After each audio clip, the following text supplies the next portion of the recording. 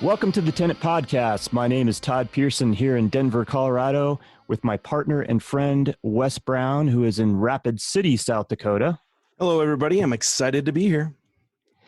We are incredibly excited and honored to have on the podcast one of the preeminent wildlife photographers in the world, Todd Gustafson.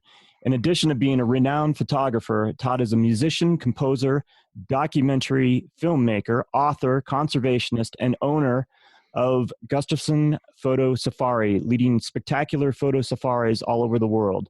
Todd Gustafson, thank you so much for taking time out of your day and talking with us. Thanks, Mr. Pearson, and thanks, Wes. I tell you, my business card is going to be filled up with what you just described. Oh, that's awesome. Feel free to use that little tidbit there. I'm on it. So you have so many talents and so many irons in the fire that I want to talk to you about. Obviously, we're going to concentrate on photography, but you're a musician and a composer, and I can't even wrap my head around how many different creative talents that you have. But this all kind of starts in your journey in a place halfway across the world. So I want to kind of get some history of where you grew up and some family history of how that all came about. Wow, that's a lot to unpack. I'll go back and start with my dad. He was a multi-talented individual and inspired me to try multi-talents. So he was a machinist for the aerospace industry with Bendix Aviation and Sunstrands and NASA. And from that point, he became a science and a biology zoology teacher. And he was a father. And when we were low on money, he would go to J.C. Penney's, where he got a job selling suits. And he would do whatever it took to get us there. And he inspired me. But when he was 40 years old, he's in the church basement. And I think it's Lutheran Church of America guy came up to him and described a building project. He said, with all your talents, Mr. Gustafson, we think you're the guy to do this project, to build a school in Tanzania. And at age 40, with 3 kids, he said yes. And so before you knew it, we had moved to Tanzania. So we lived at 7,000 feet in the Usambara Mountains. And with mom and dad doing their thing, taking care of the family and running the school, I had pretty much freedom with my sister to run around the mountains, explore this old growth forest where there were clouds of butterflies and colobus monkeys, chameleons, all kind of beautiful stuff. And so that nature, the beauty of nature, was sort of part of how you lived and how I grew up. It was always with me. But when we moved back to the States, that part was over. So I became an American, and I went to grade school, and I knew what STP stickers were, and I knew that the Chiefs were going to beat the Vikings and all that kind of stuff. And mom and dad were doing jobs, getting us through, and for 25 years, until I got married to my wife, Julie. When we went on our vacation, we went on our honeymoon to Florida. And we collected seashells by the sea. And I thought, wow, this looks just like when I grew up. This was in Tonga, near the Indian Ocean, on these beautiful, beautiful Indian Ocean beaches. My dad would take me. We'd find seashells. So I got back home and I said, hey, Dad, look at these. I drove to Rockford to show him our new seashell collection. And he said, yeah, those are beautiful. But to remember the Indian Ocean, and he pulled out a tin box that I still have, and he pulled out shells that we had found. And I could remember from being the tiniest child, I remember where he picked up that shell. And I remember him turning over that rock and showing me where that animal lived. And I thought, wow, we should go back there, Dad. That'd be just terrific. And he said, I think that's a good idea. Let's talk to your mother. And we went upstairs, and Mom said in no uncertain terms, no, that part of our life is over. So I was crushed. And I drove back home to Des Plaines, and my wife was there, and I'm crying. And I said, we can never go back. So she said, if we don't go back, make it happen, it never will happen. The next morning I called, my mom picked up the phone. I was going to convince her that we had to go back. And her answer, hi, Todd, when are we going back to Tanzania? So that was cool. I said, well, let's figure out the best time to go and let's make it happen. So I got a part-time job doing, I don't know, I was shoveling snow and I was selling, Pepperidge Farm stuff, dressed up like a turkey, and I was delivering mail. I was doing any part-time job I could to buy and get enough money to buy a plane ticket. So my wife, me, my mom and dad went for 5 weeks on our own.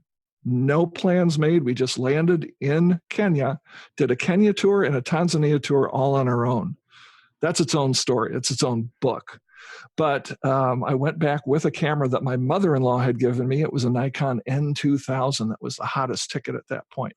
And my dad said, you're going to want a little bit of a zoom lens. So we got an 80 to 100 zoom Quanta Ray. I could afford it. So I had a Quanta Ray zoom lens. That was my Safari. And I got some pictures that they stayed on my wall for about 10 years. And boy, when we had 3 kids, those pictures were still on the wall. And Julie says, we should take our kids back and your mom and dad and do it again.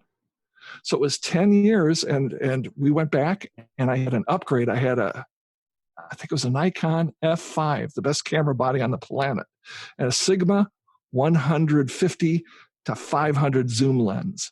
And tell me if you remember this sound.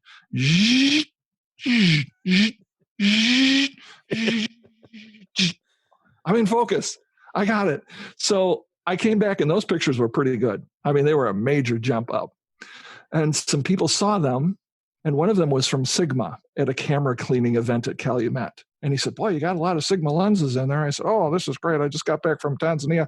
And he said, can you send me some of those pictures? We need some photographers in our stable to shoot our lenses. So I got hooked up with Sigma, and that was a big deal. And I started shooting for them. Then Julie upgraded me to a Nikon 600 to go with my Nikon F5. And that was it. Boy, when we went back to Africa again, it was all over. Those pictures. So I have not done this myself. When I came back, I showed my best friend, Robert Lightfoot. Robert Lightfoot III was the Chicago Symphony Orchestra's photographer for Maestro Schulte for, 25 years. And he'd look at my pictures and he'd say, that one's good. You almost got the moment. It's like, or that's a little soft, don't you think? Or I got one and I just nailed it. It's perfect. And he'd say, you need a better printer. So anything that he saw, he would say. He didn't hold back. And everything he said, I took to heart, and it made me that much better of a photographer. But he said it in a gentle enough way. So he called when I really had pictures. He called Panoramic Images down in Chicago. And he said, you need to meet this guy. And so I went down to Panoramic. As soon as they saw my stuff, he got on the phone to one of the New York stock agency and said, here, you have to meet this person. Then they called me the next week and said, come on down. We've got a guy from St. Louis who's doing the St. Louis Children's Memorial Hospital in African theme. He wants to see your pictures. So I brought him down there, and the guy was there. He had a stack like this of stuff that he was looking through. This is his keeper pile. He's putting these over here. Hello, how are you? Here's my pictures. And then he started looking at them, and he took this pile and pushed it over there. And they're pushing. And Lori Schulter Carroll is the curator down there. And she says, do you know whose pictures he shoved aside? That's Art Wolf's entire portfolio from Africa. So they did the whole thing with pictures that I took. It was a 2-year project. That got me going. Then I got a permanent exhibition at the Smithsonian Institution from the same photo shoot. What else happened? There was a group called That's My America. They hired me to go around the United States, photograph Mardi Gras on Fat Tuesday, Vermont Fall Colors, the second week of October, go out to San Francisco to show the beauty of that coast, it was across America, and that started me. I could buy equipment, I could buy a new computer, I could get a better lens, I could do anything I needed to do was paid for through photography. That is amazing. Do you look back on that moment and just think, man, it's like a dream? And this is after the safari you did with, I think I read about this, Arthur Morris. Is that correct? That was after that safari. Correct. Okay. All right. And then that's where Robert took the pictures and said, we have to do something with these. And so from A to Z, that was what my mom called a golden path. It just depends on what choice you make along that path to follow to the end that you want it to be. So I keep looking for that end. And along the way, it's an amazing ride. And this pivotal moment, if I remember from reading a little bit, this happened kind of around the same time that you're the same age time, like your dad you thought was around 40. You yourself were like 39, 40. 40. When you went on, when you went on that safari. And, I never put that together. That's amazing. And that's a photographer's dream right there. You know, you go on safari and you get these amazing photographs. You come back and you start showing them to people, and all these opportunities open up for you. That's a really good part of it. But my mom always did say, be kind to people. And so if I can help people, I will do it. And I will, do you need something? If I have it within me, or if I can do it, I will do it. And that's what I've gotten from other people. So I feel like pass it on. There's a bunch of stories like this, but we were going through hell and back to find a leopard on the second day of a safari. And my lens took a tumble, and and we get to the leopard and it will not take a picture. And I go, oh, turn it on, turn it off, all this stuff you do. And I took the lens off, and all those little gold pins, you know, they're the sensors for when you put your lens on your camera, they all fell out. So I have a non-functioning lens. And a friend of mine from South Africa, that night, we're having a soiree down by the river. And he says to the waiter, he says, bring my friend a bottle of your finest red, and don't bring a glass. So I got this, you know, and my safari is done. I'm going to be shooting with a 50 millimeter lens for a, African safari. And so there's another gentleman on there, Hal DuPont. And he says, what's the problem, Todd? And I said, well, my lens is broken and I am so screwed. He says, well, come on back to the tent. And I go back to the tent, and he pulls out a box that is a brand new extra 600 millimeter lens. And a brand new, in the box, Canon Mark III, the hottest, newest camera. I said, what? And he said, just take them and use them. Treat them like your own. And I said, you want me to break them? And he said, no, just take them. I used that Canon system because I was on Nikon, but I used that Canon system for 2 years. He was so kind while my stuff was getting fixed. With that setup, I won some awards with BBC Wildlife Photographer of the Year. And I think I was in Nature's Best magazine with some awards. And if that gentleman hadn't been that kind, I wouldn't be here right now talking to you. Wow. It was that one moment. That's incredibly generous. And I agree with you. Something I teach my children all the time, and I'm sure that, you have children yourself and you got passed this down from your mother. But generosity and kindness goes a long way in this world, and especially right now while we're kind of struggling a little bit as a planet, to say the least. Yeah. Yeah, I don't know if we've ever been here before. This is new. Yeah. Especially in our lifetime. Yeah. Exactly. Which might bring us to, what are you doing now? Right. Yeah. Before we get into that, though, okay. So you worked as a professional musician. Is that correct? Right. When I was in 6th grade, I heard an album from a trumpet player named Herb Alpert. I thought, if I could do that, I'd be happy. I could do that for my life. And so I talked to my dad, who was a machinist, and I said, you could build a trumpet, couldn't you? I mean, you got metal and you do this and you could make that. And he said, I don't know. I don't think I could do that. So my mom had been a flute player. My dad had been a singer, actually, and has actually sung in Carnegie Hall and had a television show called The Three Naturals. And it just unbelievable how cool he was. But Mom had a flute from when she was in college. We went down to Ralph Nielsen's music store in Rockford, whose son is Rick Nielsen from Cheap Trick, by the way. So we went down there, and Mom traded her flute in for a trumpet. And it's like, I've got a trumpet. I'd sit on my bed and I'd lay there and I'd play my trumpet, and I'd put on a 45 that had the song Brandy, you're a fine girl, and I had these trumpets in the back. I didn't know any of the fingerings. I would just push buttons until the right note came out. And I'd say, okay, that's cool. And then my whole life from that point was being a professional trumpet player, which I am now, even though there's no gigs out there because of the COVID virus. But over the years, I've played with A-listers. I've played with Jose Feliciano and Roberta Flack and the Temptations, and toured around the world, recorded in Europe and Chicago and LA, and I have a couple CDs.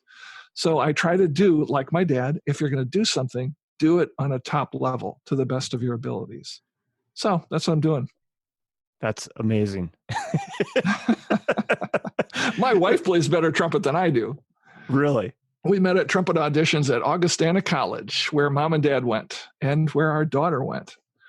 So plug out to Augustana College. Even today, we still play trumpet together. We played trumpet at Easter via Skype or something for the church service, so everybody was in on it. And then Memorial Day, I played taps off the front porch on a Zoom thing with I don't know how many thousand trumpet players across the country. That must have been pretty spectacular, pretty fun to participate in. That was good. It was a good thing. So you were afforded all these opportunities and you took full advantage of them and furthered your career. At what point do you decide that you want to lead your own safaris? We took the family safari. I took the Arthur Morris safari. And the next year, like 5 or 6 friends wanted to take a safari.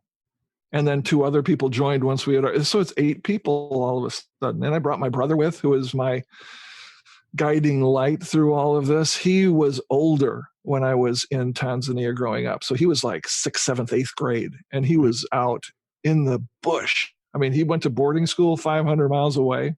Part of it was hunting for food for the school. So Fred Malloy had this zebra-striped Jeep that the big kids would go hunting with. And when we got food, was it wildebeest or was it eland or Thompson gazelle, whatever.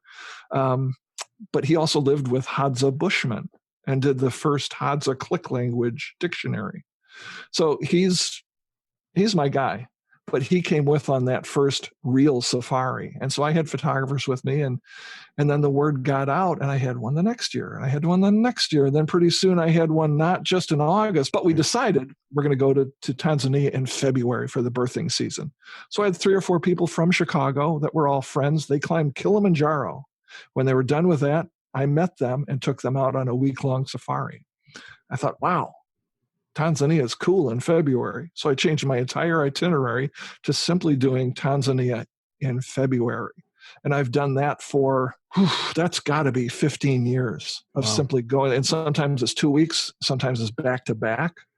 Tanzania in February, and it's the whole month of February. I've done it where I've done Tanzania for 2 weeks, Kenya for 2 weeks with a different group, and then Tanzania again for 2 weeks. So it's been a very busy time doing that. I remember sitting by a pool. I'm like, I'm really tired, so I'm just going to sit here for a minute. The manager of the hotel came over and he said, there's a lady that needs to meet you. I said, oh God, whatever. Wake me up at 3 and then I'll go out on my safari thing at 3:30, but I'll meet with her. And this woman, Palin Karaka, and she was the representative for a travel company called Holbrook Travel. And she looked at my pictures and she said, wow, this is what I need to see. Have you ever, or would you like to lead a group to Costa Rica? We have properties in Costa Rica and we'd like a photo guide to do that. And I said, well, I've never been there, so I don't feel really comfortable pretending that I could show people what it's like. And she said, when is a good time for us to fly you and your family down there and see what it's like? I said, well, Thanksgiving, that's a good week. So we had the 3 kids and Julie and me. They flew us down there. The most unbelievable guide, who is to this day one of my best friends. They took us and they showed us all over Costa Rica. And I thought, I can do this. And I've done 15 safaris to Costa Rica. The next trip I have will be Costa Rica in December if this all pans out. But from that point, new clients would come on the Costa Rica trip.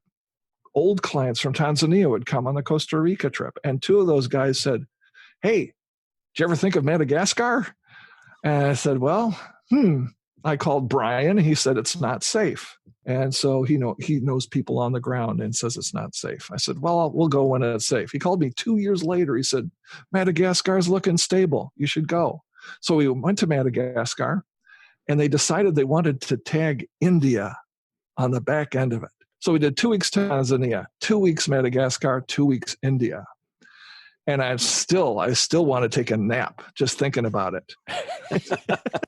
But it started opening the world for us. Pelin she'll actually go on a first scouting safari with me, make sure that all the logistics are what we want before we do clients. I had a friend who wanted to go. I want to go on safari. I said, hey, I'm your guy. She said, I want to go on safari to Namibia. I said, well, I've never been there. And she said, you should go. Pelin, how are we going to do Namibia? She said, well, we'll book it. And she came along and fixed logistics the whole way. And now Namibia has been on our docket for 10 years. It's a global, unbelievable thing that we're doing. It's opened up into Rwanda and into Chile. What else? Madagascar, Patagonia. It's a good circuit. Oh, I see that you're working on Borneo as well. Borneo is going to be, well, so we do India. And there's my friend Amit, whose grandfather is responsible for Project Tiger, without which we would not have national parks in India or tigers. So I'm talking to him, and he says, have you ever thought of snow leopards in the Himalayas? I thought, well, sounds kind of dicey. He said it was, because you'd go camping and you'd try to find them.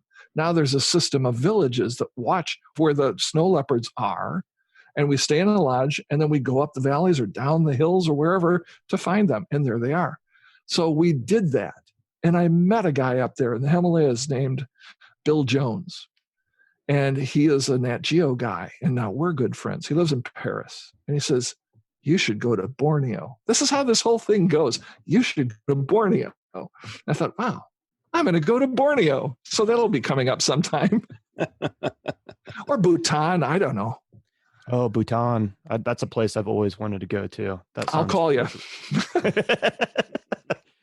Wes, you're going to have to mortgage your house. All right. We're going to Borneo. Or where'd you say? Why not? Yeah, Borneo or wherever. Bhutan.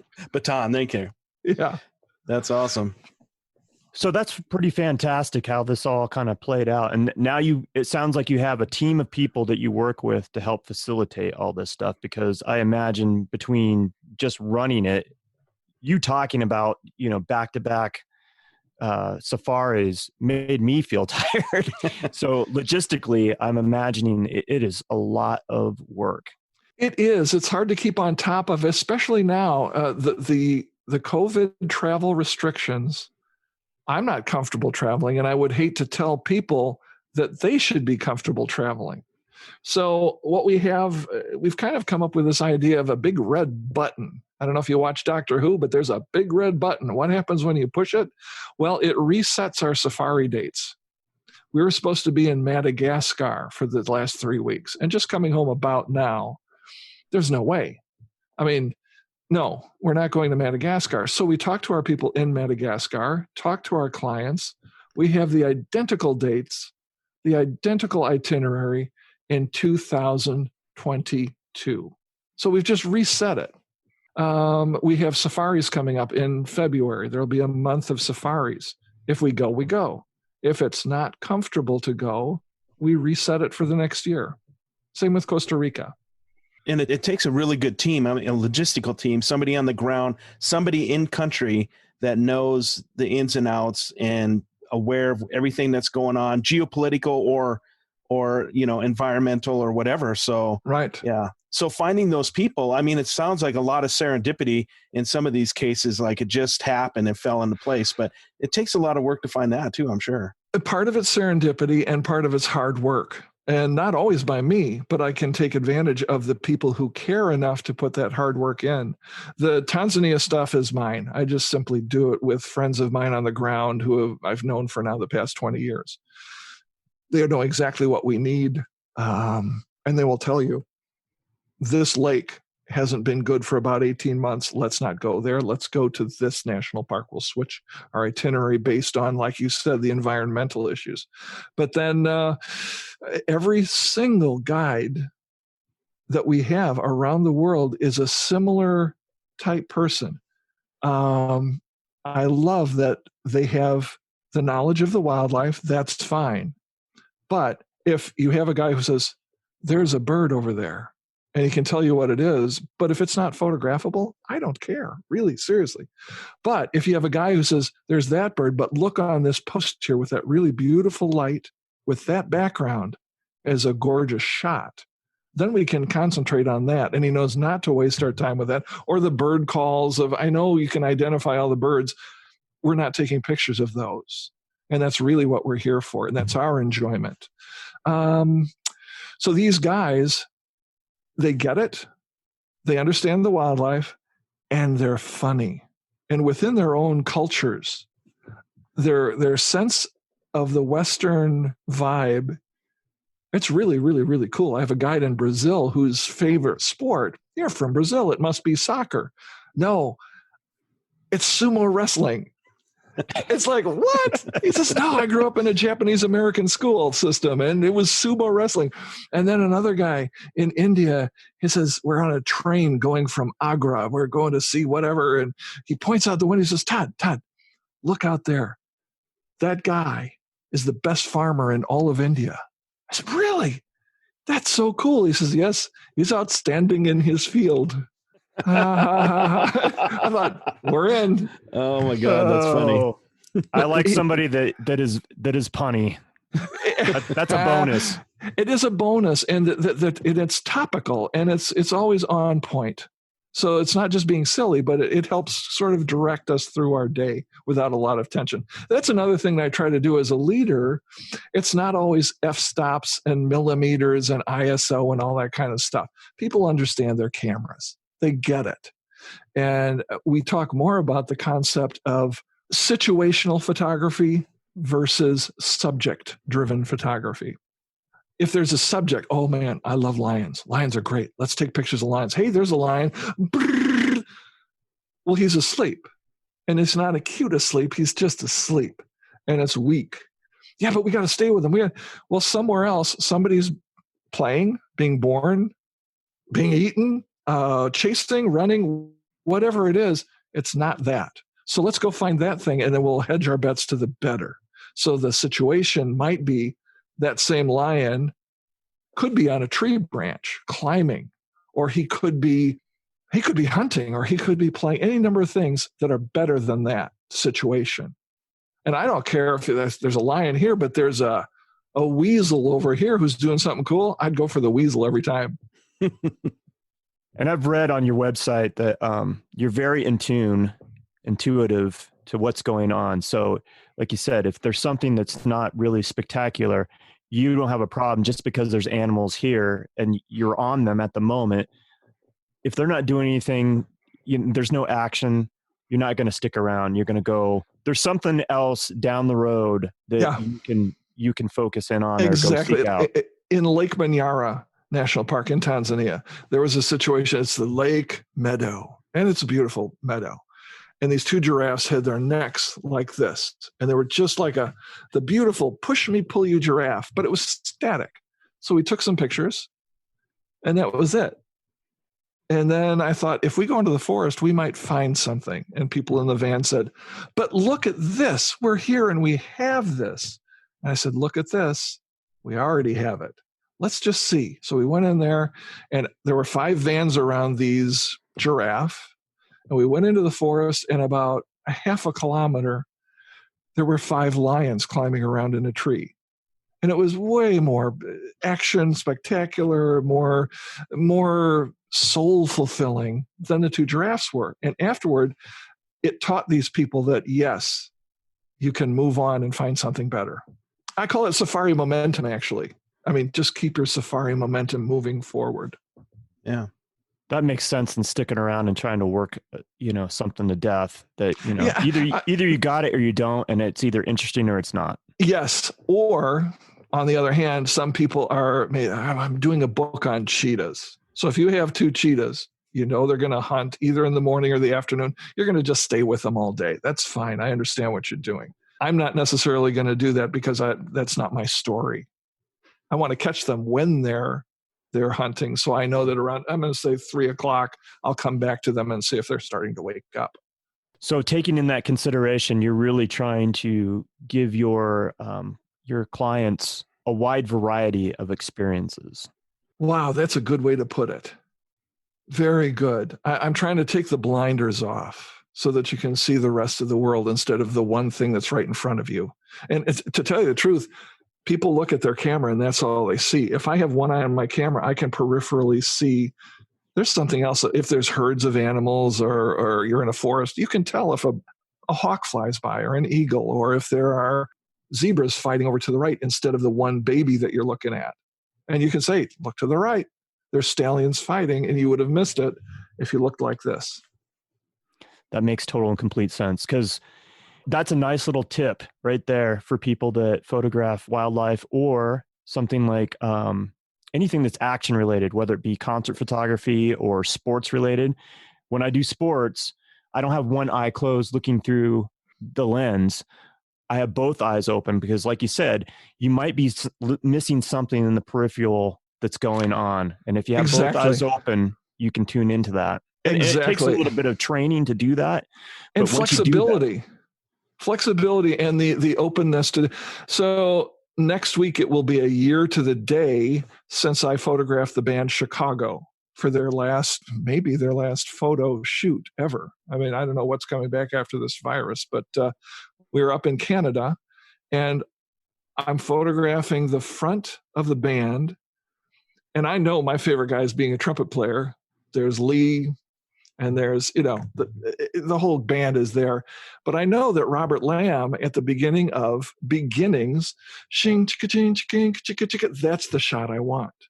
I don't need to be over here doing this on the horns because they'll be doing their thing later. But that beginning part on the guitar is the only time in that concert that Robert Lamb plays guitar. Otherwise, he's doing keyboards and singing. So I knew that. And yet, while I was doing that, I have that shot. I saw their bass player, Wes, did a spin like this, and there was a blue light behind him. And I turned, because I was doing this from wildlife, I spun and caught it. It's the most amazing shot from the whole concert. So not being tied into one thing or a preconceived idea that I had got a better shot. Right. And also not just laying on your shutter and just shooting a ton, but like stopping, right? Like stopping and looking around, taking that moment instead of, I think a lot of times I've done some concert photography, and a lot of times people are just laying on their shutter, just shotgunning the whole thing. Yeah. And sometimes I catch myself because I'm actually just standing there watching for a second because I'm tuned into each member and I'm trying to anticipate who's doing what or who's going to do what next. And I'm looking for that shot as opposed to just shotgunning. You said it perfectly. I know what's happening now. Everybody knows what's happening now. But what's happening next? And where do I need to be when it happens? I think that's the most important thing. I used to do that in shooting collegiate basketball. I'd focus on, because I knew some of them like to dunk, so I'd focus on the rim. And this is back in the manual focus days in the 90s. And I'd focus on the rim, and sure enough, somebody would eventually come and pound it through, and you get that just quintessential sharp focus thing because I pre-focused for that shot. That's so funny. I photographed some of the Chicago Bulls playoff games. And so if you've heard of this thing called the Final Dance with the Chicago Bulls, they talk about Scotty. And Scotty's doing this. And the game turned when Scotty did this dunk. I have the photograph of that dunk that they were showing in video, and my wife took it. My wife took that shot because she was down there with a camera too. It was so fantastic. Oh my God, that's awesome. But it was the same thing. I thought, okay, if there's a break, I don't care what's going on the outside. He's going in for a dunk. So that was it. Yeah. What colleges did you photograph? Oh, well, I was at Black Hill State. So I did I was in the media relations department. And so I shot all their events and headshots and That's cool. the drama club and everything. So, but shooting sports was always a lot of fun. So that's going to be in our college photo bureau podcast. There you go. Well, I imagine that skill set for wildlife photography that carries over, just like we were talking about, but also something, completely different is you're dealing with a lot of different types of animals and animal behavior. So you really need someone like yourself that is keyed in and knows about these different species in that particular area, their behavior and their patterns and stuff, to kind of help tune in the clients to what may be happening. Is there a lot of communication going on between you and the other photographers when this is happening? The first day we go out in the safari vehicles and I'm at a low-key park. It's not all the drama of the big game and it's not the migration, but it's got pretty stuff. And everybody can get used to their cameras. Everybody can get used to the safari vehicles, and they can get used to what it feels like to be on safari. What is the space of what you have in that vehicle? Then the next day we talk about, maybe that day at dinner, there are subjects out there. Say it's a cheetah. I know what cheetahs are capable of doing. And I think it's these kind of 10 things. And I know where he is, what he's likely to do. And I know the 3 that I want him to do.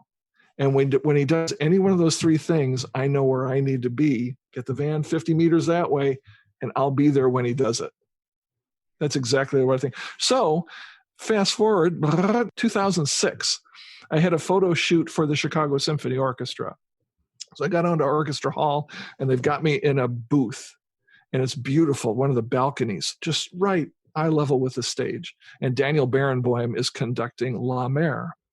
So I've got my wildlife outfit. I have my classical musical ears on and experience. I know the orchestra pieces. I know the players in this orchestra. And I know Daniel Barenboim. When you can't take a picture when there's one flute going, doo, doo, doo, you can't do it. So you have to have the moments when bump, bump, psh, there's going to be a timpani or there's going to be percussion or brass, but in rhythm with the music. Because if you're off rhythm, people sense that and they'll hear it in the concert hall. So I'm sensitive to that. And I know in La Mer, there is a spot where he's going to cue the flute player. And that was the cover of their 2006 concert brochure, because it's Daniel Barenboim going. And it was the only picture I liked from that shoot, because I knew that moment was what I was waiting for. Wow. And it's like you said, it's knowledge of the piece, knowledge of the people, so the human behavior, what's going to happen in the orchestra, and then waiting for that moment. Yes. Brilliant. And it's not Absolutely a question brilliant. of, I got a picture of the Chicago Symphony and I took pictures of Daniel Barenboim. It doesn't matter. Those pictures aren't it. It's the situation of that moment. Yeah. So to go on safari, that's a pretty large endeavor for somebody that's, I assume, even for somebody that is experienced, but especially for a novice. And it's not cheap to go because of all the logistics. Is the price that you charge for these trips, is it all inclusive, or is that just for a specific set of, is that for like lodging and in all the vehicles and the guides and in country, all inclusive?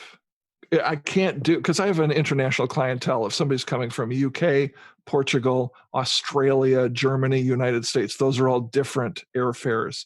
I can't deal with it. It's beyond me. So I say international airfares on your own. I know if our group is flying from one destination to another within the country, that's a given, and that goes into the price. So all of your lodging, your food, your vehicles, the gas, the driver guide, everything is included except your tip. You might like this guy a whole lot, so I have a recommended tip bit, and you give that money to the driver. If you want to do more, that's fine, but that's on you. And that's at the end of the safari at the that you very do the end. Tipping? Yeah. Okay.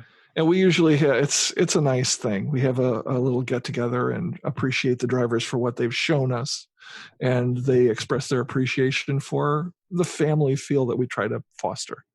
That sounds really nice. And so where does pricing start for one-year safaris, and what does it go to? Let's put it that way. Tanzania safaris are, the marketers would tell you that it's 12,999. I'd say it's 13,000. And that's for 14, 15 days, and you're in country, you're on safari that whole time. There's no downtime. There's no travel times included. It doesn't include those extra days, beginning and end of travel. It's 14 days in country. And I haven't raised or changed that price in probably 8-9 years. So it's pretty stable that way. India is a similar, but then you have an extension to the Taj Mahal. So if you want to do that, that's an optional extra, whatever, $2,000. Costa Rica, much more affordable. Part of it is that Holbrook is the owner of a lot of those properties we stay at. So there's no middleman in country. Madagascar, Rwanda, Brazil, they're all similar in that they're just under, say, 10,000, somewhere in that neck of the woods. Gotcha.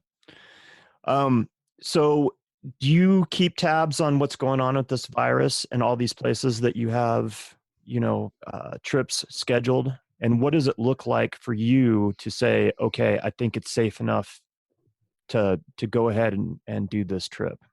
I am not sure. I think it's all going to reveal itself. It's going to be, first of all, our country has to have a united voice on this, which we don't have. And we need to be in contact with other countries and have a global sense of perspective of what's going on, which we don't have. Working together, I think, is extraordinarily important. And I sense that there's so much us versus them, which is, it's anti everything that I think of and do. So I need to let it sort itself out. I know that Madagascar was completely a no-go. I don't know. I'm supposed to be photographing the migration of caribou.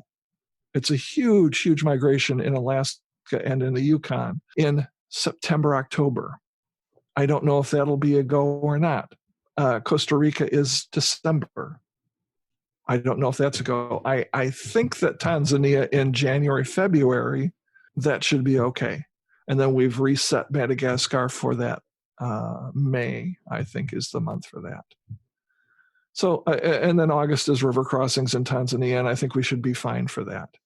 But I like the reset button. I think it makes people not so nervous about dealing with travel insurances and how are my flights going to be.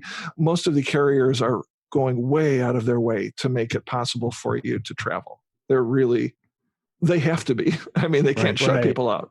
Right? Yeah, they need the business, so they need to work with people to make that happen. Yeah, and I feel like everybody's in it for the whole industry's sake, and I hope that puts us forward in a good way. Talk to me about what you need to do in order to prepare to go on safari, and what kind of equipment is kind of essential without getting too down a rabbit hole, I guess. I don't have a rabbit hole. Honestly, I don't. There's two factors here that most people won't have. I have a full kit of stuff in Tanzania. So I have it's just a monstrous black bag that my company holds for me.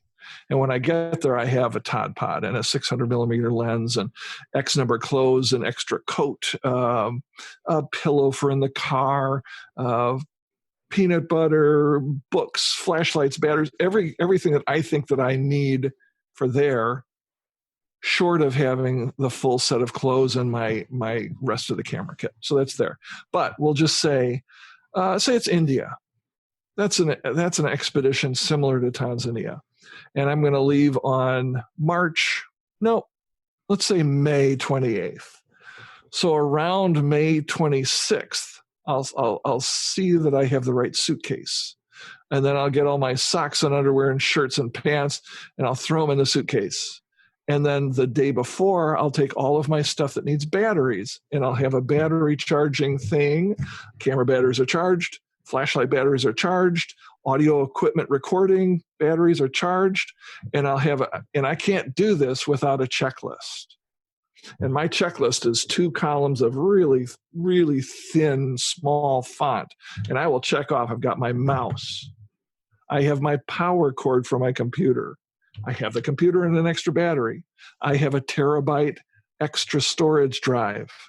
I have these memory cards for my camera. I mean, all the way through, because if you don't have one of those, doesn't matter everything else. Boy, I don't have any cards for my camera, or I don't have a card reader. And nowadays with the new cameras, you have to have 4 card readers because you need SD, you need micro SD, you need CF, you need CFast, and now you need something else with the newest camera from Canon. I don't even know what it's called. So I have another reader for that. So all that stuff is in an electronics pack, and I go through that checklist. Then you're screwed if you don't have a toothbrush. So I have my kit. Do you have your Larium with you for the mosquitoes? Do you have, a razor and a comb and all that stuff? So that's how I do it the day before I travel. I don't do it months before or weeks before because I'll forget, and then I won't know if I have it packed. Gotcha. I could see the importance of the checklist, and then that's kind of nice that you're able to leave some gear over there that's just held for you for when you come back, and you don't have to worry about certain things. Yep, but the Himalayas checklist is different than the Costa Rica or the Madagascar checklist. Sure. So Tanzania, I'm not bringing a macro lens and a macro flash and macro batteries. That's Costa Rica. That's Madagascar. So Namibia, big lens, fisheye, no macro. So every one of them has each sort of photographic vision to it. Gotcha. One of the pieces, real quick, Todd, one of the pieces I like on your website is you have your GPS all destination guide. And at the end, you have your checklist of like, if I'm going, I should download. Well, I don't know if I'm sure it's not the inclusive checklist, but that you were talking about, but it is a it's checklist. Pretty good. Yeah. I mean, it's great. You talk about, well, just what you talked about earlier. Tip money, $25 per person per day for a guide and the staff tips, $400 extra, toiletries, razors. But I mean, I have a list when we go camp and the same kind of thing, because I always miss something. So I have a little card, flip card checklist. Cake mix. Oh my God. Yeah. And this is, I mean, if nothing else, even if you don't plan on going, if you're a photographer and you want a list, go check out this list, because this has a lot of stuff on it that at least you can start creating your own. But I love this. It's a good PDF. Yeah. I mean, it's got everything you want and it's free to download. It's beautiful. So good. Nice job. It's well put together too. It looks nice. Thank you. Yeah. So talk about the importance, obviously, because you're not right up on these animals, and some of them are, and I've seen you answer questions about this, but some of these are aggressive, dangerous animals. So the importance of a long lens is essential.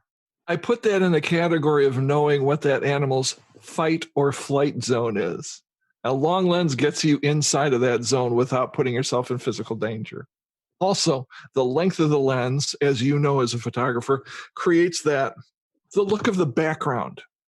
If you take a picture that's this big with a fisheye lens, everything will be in focus.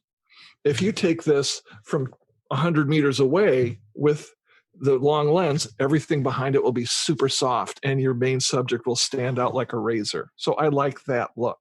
Really, really isolating the subject from the background. Yeah. So what would be the minimal focal length lens that you would need to go on your average safari? And that's a really general question, but. Well, people who want to get the wildlife pictures that they think they want to get should at least have a 500 millimeter lens. Some people get away with a 400 millimeter lens because they say, oh, my camera has a crop factor. And I get that. Then you have a 600 millimeter lens to start with. But in that neck of the woods, 500, 400, 600 with teleconverters. And since I've been doing the To the Ends of the Earth documentary series, I've been filming a lot. And I'm blessed to have changed to Canon at just the right moment, because their 2X teleconverter has all of the focus points active. So when I'm filming, everything is tracking. And then the other thing is that teleconverter is sharp. It's extraordinarily sharp. So I shoot a lot of stuff at 1200 millimeters that I never could with my Nikon equipment. Wow. So this has been a recent development where you changed over from Nikon to Canon? I've probably been shooting Canon stuff for 5-6 years now, 5 years maybe. Okay. Something like that. And that's when I started filming more heavily. Mm-hmm. I'm in the middle of editing for the third episode. This is going in with a coronavirus discussion we just had, but I'm going through 5 terabytes of video stuff. And I'm finding that if I look at stuff from 2020, 2019, I'm using all that. It's strong stuff. Man, it is in focus. It's crisp. It's clear. It's panning just perfect. And I go back, and the older video cameras, 2011, 2012, 13, I don't have to look at that footage as much unless there's a moment that can't be duplicated because it's softer. The focus isn't as accurate and the tracking and zooming isn't as smooth. So I'm finding I'm using much of the newer stuff for that. So I'm supposed to have a third documentary episode a year from September for PBS. I know I'm in this COVID lockdown and I'm trying to figure what I'm going to do. And I know for that episode, there's going to be a really strong story of conservation and a really strong story of migration. So we've got the great migration of wildebeest and zebras and gazelles in Tanzania. We've got the butterfly migrations in the Amazon, the migration of the monarchs between here and Mexico. The migration of the caribou is what I needed to balance it all out because it's such a strong story. I was going to do that in September. And then I get a call from international PBS and they say, hey, we'd like to have this delivered by September. I thought, wow, we're in trouble there. I can't get there. I can't do it. And I don't have it in the can. So Julie and I were talking as we're taking a walk. And I thought, well, I don't know what to do. And she says, well, what do you have now?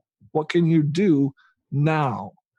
And so we hammered out a concept that is just simply beautiful. It's elegant. It's brilliant. It ties the world together because episode 1 was East Africa. Episode 2 was Birds of East Africa. Episode 3, following the book series that I did, is The Natural World. And that was the migrations and all that. But this one is going to be called To the Ends of the Earth, The Natural World, Pushing Boundaries. And pushing boundaries can be habitat. What does it take to be a photographer at the roof of the world in the Himalayas? What does that take? What does it take to do the next month the driest desert, the Great Namib Desert? What does it take to photograph then the wettest rainforest, Kauai or Madagascar or Costa Rica? Those are pushing the boundaries. Then you're in each of those places. How do you shoot it? The longest lens, the widest fisheye, and the closest macro. Those are my 3 lenses, and we're pushing boundaries. And at that point, we're looking at how does a jaguar differ from a leopard? And how are they the same? What feeding patterns are unique to spoonbills versus giant anteaters versus chameleons? Locomotion. What's the difference between the way a chameleon walks and a penguin? I mean, it's going to be the differences and then the similarities that tie us all together.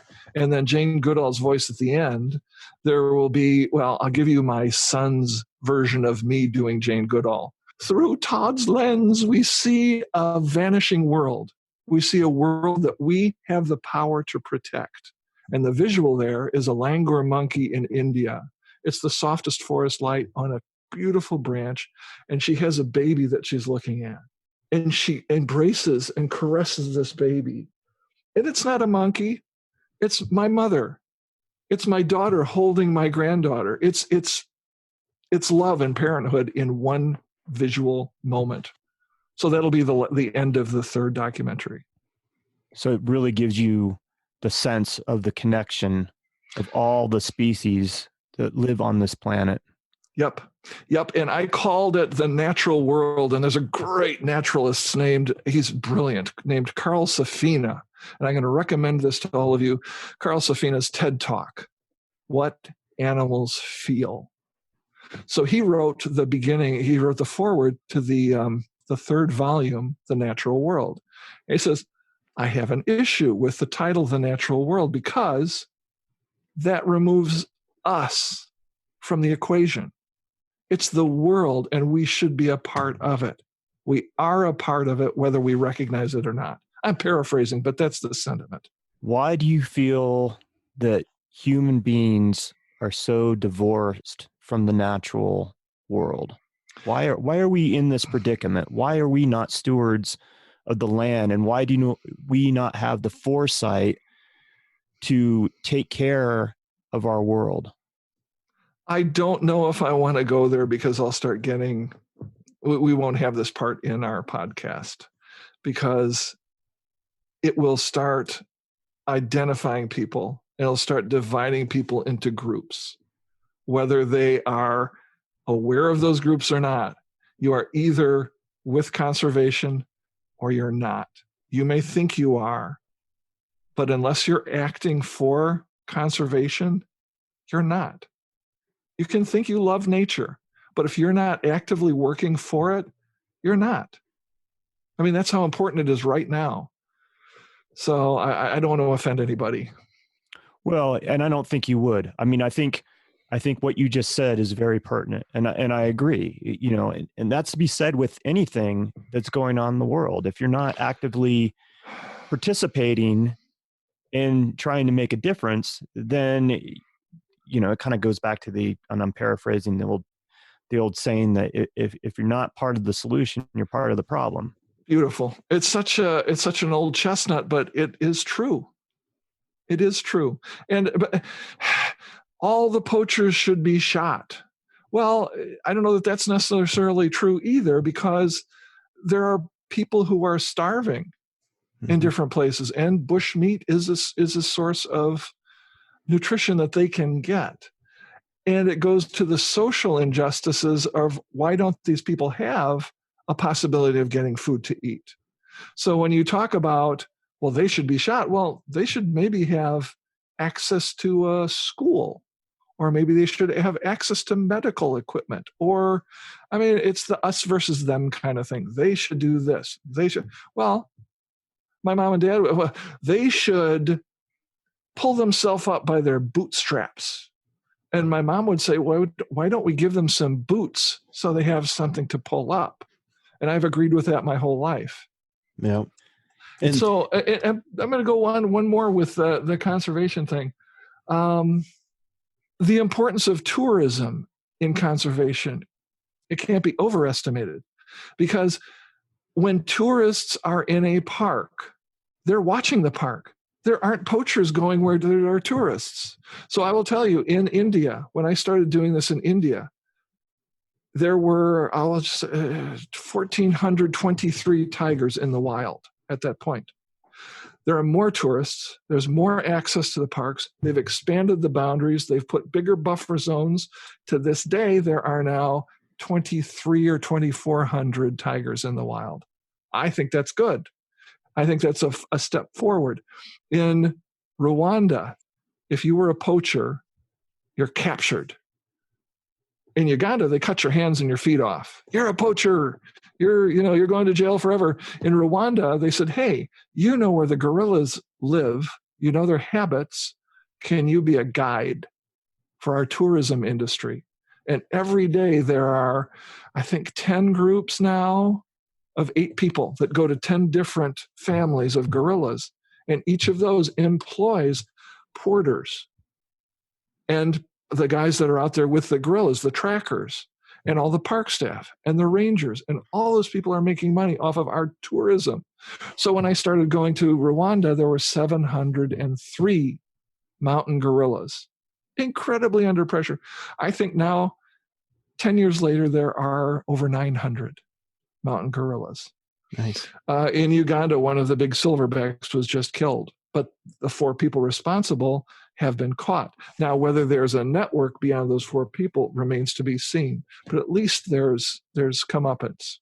I want to ask a question that kind of goes to tourism in African countries, but it's the dentist from Minneapolis or Minnesota that goes and hunts down lions or, the predators or the rhinos, and they say the money goes to conservation. Is that true? I'm going to kill you so that I can save you. Right. That's my whole take on it. Okay. I'm done with that nonsense. Yeah. Hunters, take a hike. Be offended. I don't care. here's the thing. If you have, this is not hunters, but this harkens back to the poaching in Namibia and other places. You're going to take the horn off of that rhino because then that rhino will be of no value because it doesn't have a horn that you can sell to someone in Asia for, sexual prowess or the elixir of life. So that rhino now doesn't have a horn. He can't fight for his mating rights or a territory. And if you're a poacher, you in the desert, you find the tracks of this rhino and you follow this rhino for 2 days. You find it and it doesn't have a horn. What do? You kill it because I don't want to follow that guy anymore. Oh, I didn't see that. It's horrific when you think of it. And people say, oh, we're taking the horns off. That's a good thing. There's another program right now. And I don't want to offend people, but there are different ways to do things. Lions will attack local farm stock. So the tribes lose cows, goats, whatever. They found that the lions don't like light. So there's a program where we're going to give light bulbs to these things with some sort of solar energy panel, and then they'll have lights and da-da-da-da, and then the lions won't attack. Well, they don't. They won't attack until that light's burned out or the malfunction in the solar panel or whatever Western fix we have to put into an African community. There's another program, much more holistic. It's called the Morani Project. Morani is the word for a Maasai warrior.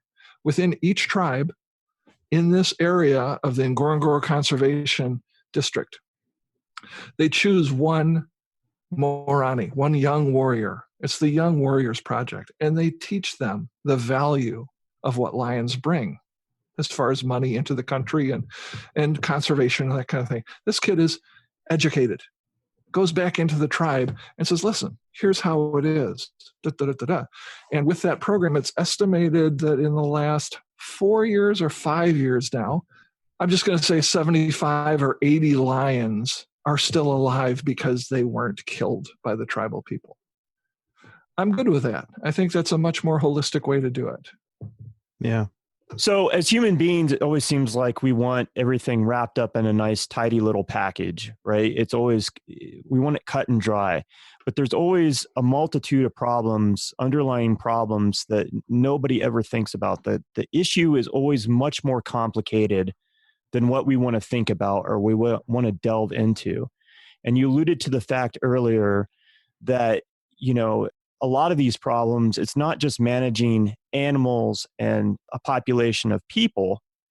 There's some social, economic problems that are underlying that need to be solved. And if you give people opportunity, you can help negotiate some of these things. And people probably don't think about that when they're thinking about conservation or wildlife management or resources. They're not thinking about, they're just thinking, these people are bad because they poach. But like you said before, there's underlying problems that have not been addressed. And yes, you can fault these people for killing a rhino to take its horn to sell to somebody in Asia or a dealer that deals in, ivory or what have you. But the reality of it is that you have to look at the bigger picture and what's truly going on. And if you're in that situation, or if you're not in that situation, you don't quite understand what these people are going through. So you have to think outside the box to try to solve some of these problems that are conservation related. In India, speaking directly to your point, the socioeconomic, globally, goes to Rwanda, goes to Tanzania. If you have a population that lives in or around the parks, they've got to be invested in those parks to have some of that money come back in. They're going to lose crops.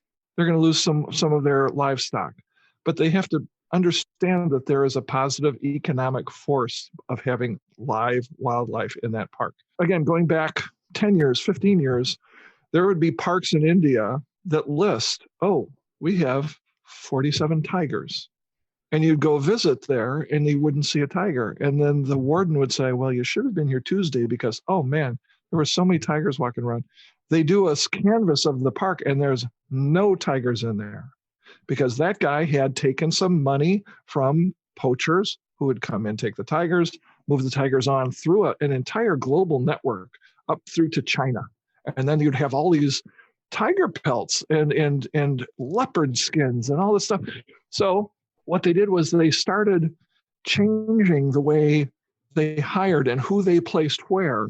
So instead of just having a pool of guides and drivers and park wardens, the central pool would be then assigned to Bandhavgarh, and they would be assigned to Kaziranga, and they would be assigned to, they weren't necessarily from those areas, but they had a job there. This changed probably 6 years ago to where they would hire only local people. The people in those villages became the drivers and the naturalists and the guides and the rangers and the wardens. And poaching went down. Most poaching is local. It's not somebody coming in from a different country or a different province to poach there. It's local people. And if they work there, they're not going to poach. So you give them better opportunities to make money in a better way, and maybe even a more stable way. Yep. And it helps alleviate the problem. Yeah. And they care more. I found they're much more engaged during your tiger drive. They're interested in you seeing tigers. Before it was like, oh, okay, well, we'll drive over here. Well, we didn't see a tiger. We're going to keep going day after day. They do that. But these younger guys, the new guys from the villages, they're in it to win it. It's heartening to see. You give them the opportunity to be invested in their own community in some way. Yeah. Since we're on the subject of conservation, let's talk about this whole series, To the Ends of the Earth. How did it come about, and what are you trying to facilitate with this whole series of documentaries and your books, and what do you do to we'll start with that, and then we'll talk about funding of it and where some of that money goes to help conservation causes. As with so many things in my life, it goes back to my wife. She's the one that makes things happen. We had a lovely home, and we had pretty pictures of animals on the walls. And then I expanded, and I got better. My photographs improved in quality. And so she said, we got to get a house with bigger walls. Wow, that's cool. So we got a house with bigger walls, and there's more animal pictures on. And she looked at them and said, those are pretty. What are we going to do with them? I said, well, they're on the walls. They're pretty. She says, no. You have pictures in different agencies, and you sell them different places. But what are you going to do with these pictures?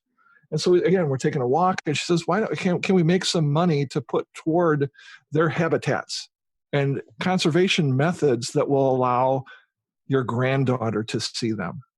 I thought, oh, man, that's far-reaching. And that comes down to that. Why do you take pictures? It's so that there will be something left for my granddaughter to show her kids. I hope that that's the case. So we decided maybe we'd make a portfolio, and we could sell this portfolio for, I don't know, $1,000 or something. And we could use that money then to give to the right charities and the right conservation issued organizations. And then it became, let's make a book. That'll be good. And there's a lot of books out there. There's pretty books. There's, I'm involved with some very nice publications, but I said, why don't you make it the best book that's ever been made? And so there's a set of books called To the Ends of the Earth, and it's those pictures and telling the stories of East Africa. That one started. It was the first one. And my son is a filmmaker. And so I show him this. I said, look at this book. This is going to be great. And it's in a PDF form right now. So it's like, he said, yeah, they're pretty pictures. They don't make any sense, but they're pretty pictures. I said, what do you mean they don't make any sense? They're pretty pictures. He said, no, you should organize it like it's a film. It's a silent film. So the first pages are the setting of the Serengeti. And that picture is actually hanging in the Smithsonian. It's a beautiful picture of these acacia trees in the Serengeti. Then you're going to introduce your characters. So here's a lion. Here's an elephant. They're just really beautiful portraits of these animals. Then it goes into interactions and activities. And then there's mating. And then there's families. Then there's competition. And then there's danger. It's dangerous. It's a dangerous world out there. But then there's flight And there's how do you move from here to there? Then there's groups of animals. And it's a storytelling picture book. We did the same with Birds of East Africa. So these beautiful books are made in Canada. They're leather bound with 24 karat gold cartouches stamped into the leather. They're 20 inches by 20 inches. They open up to 20 by 40 in your lap. And in each one of these, each page sort of feeds off. There's a synergy between the pictures chosen. And there are 2-page spreads. And then in each of the books, there are 5 super panos, we call them. You open the book up, and then the page folds out to 20 by 80 in your lap. And it's stunning to see a massive stampede of zebras, or the crossing at the Mara River of 100,000 wildebeest in your lap, full face like that. No books like them. People who have seen them said they are akin to the Audubon publications of the 1860s. So I'm very, very proud of them. And they're not cheap. They're $45,000 for a set. But collectors who buy them, 15% of that money goes to Jane Goodall's foundation. So that's a nice chunk of change going that way. Then Julie looked at, PBS I think it was in St. Louis, saw a set of the books. And I said, you should make a documentary on how you make these books. So I thought, well, that'll be a short documentary. It won't be very interesting, but I can do it because we printed the pages. We sewed the pages together, leathers on the outside, and they're gold. And it's like, there's the book. And they said, no, that's not what we're talking about. How do you go out and get these pictures? How do you make the photographs that are contained in these books? And that became a process. Again, Anders, my son, what am I going to do? So he says, okay, what you're going to do is follow the formula of your book. You're going to go to Africa. You have the film. You know, if you need something specific, get it on your next safari if you can. So it's the story of Africa. I made this hour-long film. It's a timeline. And so I'm playing it back for Julie. And it's me going, hey, these are pretty animals. Look at this. Here's what happens when this happens. This is this. This is that. And I'm like, I can't listen to myself for an hour doing this. And nobody wants to hear that. So Julie says, can you get somebody to be a voiceover? Just be the voice of To the Ends of the Earth. And so people who were interested were like, I don't know, Joe Buck and John Goodman we were looking at, and we're trying to, John Hamm maybe would have a voice, or several of the big voice guys.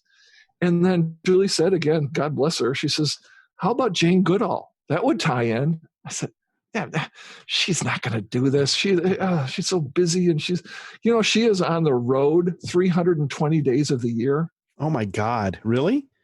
And she's like, what, 86? 86. Yeah. 86 years old. Wow. Amazing. So anyway, I start contacting her, and I emailed her, and she has handlers, and to get through the handlers was time consuming. But when I got to her, she said, send me a PDF. I'd love to see these pictures that I've heard so much about. And then I said, okay, here they go. And she says, well, let's see what we can do. And I thought, oh my God, that's a death knell. So what can we do? I start trying to find where she will be, how long she'll be there, and if she has any time while she's there. I'll fly to England. Are you off for 2 days, 3 days? Yeah, but I'm doing my correspondences, and I can't take time. I'm resting. I'm doing this. So we were going to meet in Chicago. It was 2 days into my Brazil trip. I couldn't do it when she was in Chicago. How about Washington?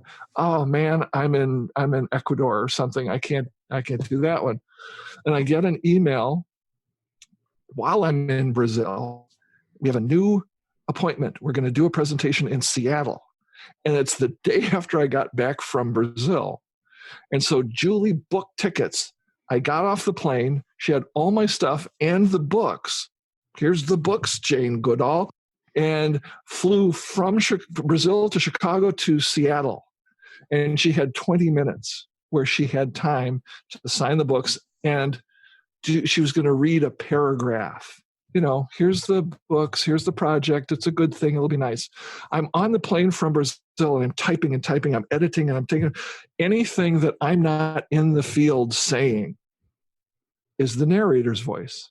So I had 16 pages of narrator's voice. I said, here's what I'd like you to read if you could. And she said, wow, this is good stuff. And her handler, who's a lovely woman, she says, I'm not sure that's fair to, and she says, no, that'll be quite okay. That'll be fine. Fine. And she said, well, I wouldn't have said this way. I said, okay, here's a pen. How would you have said it? Make it this. I have flown up there with my lights. I've got some panel lights and I've got a mic thing and a little Tascam 4-channel. I've got the script printed out, and she comes in and we just start talking. And I think this might be part of it. She knew who my dad was, because the leaders of those communities at that time in the 60s would have known who people were.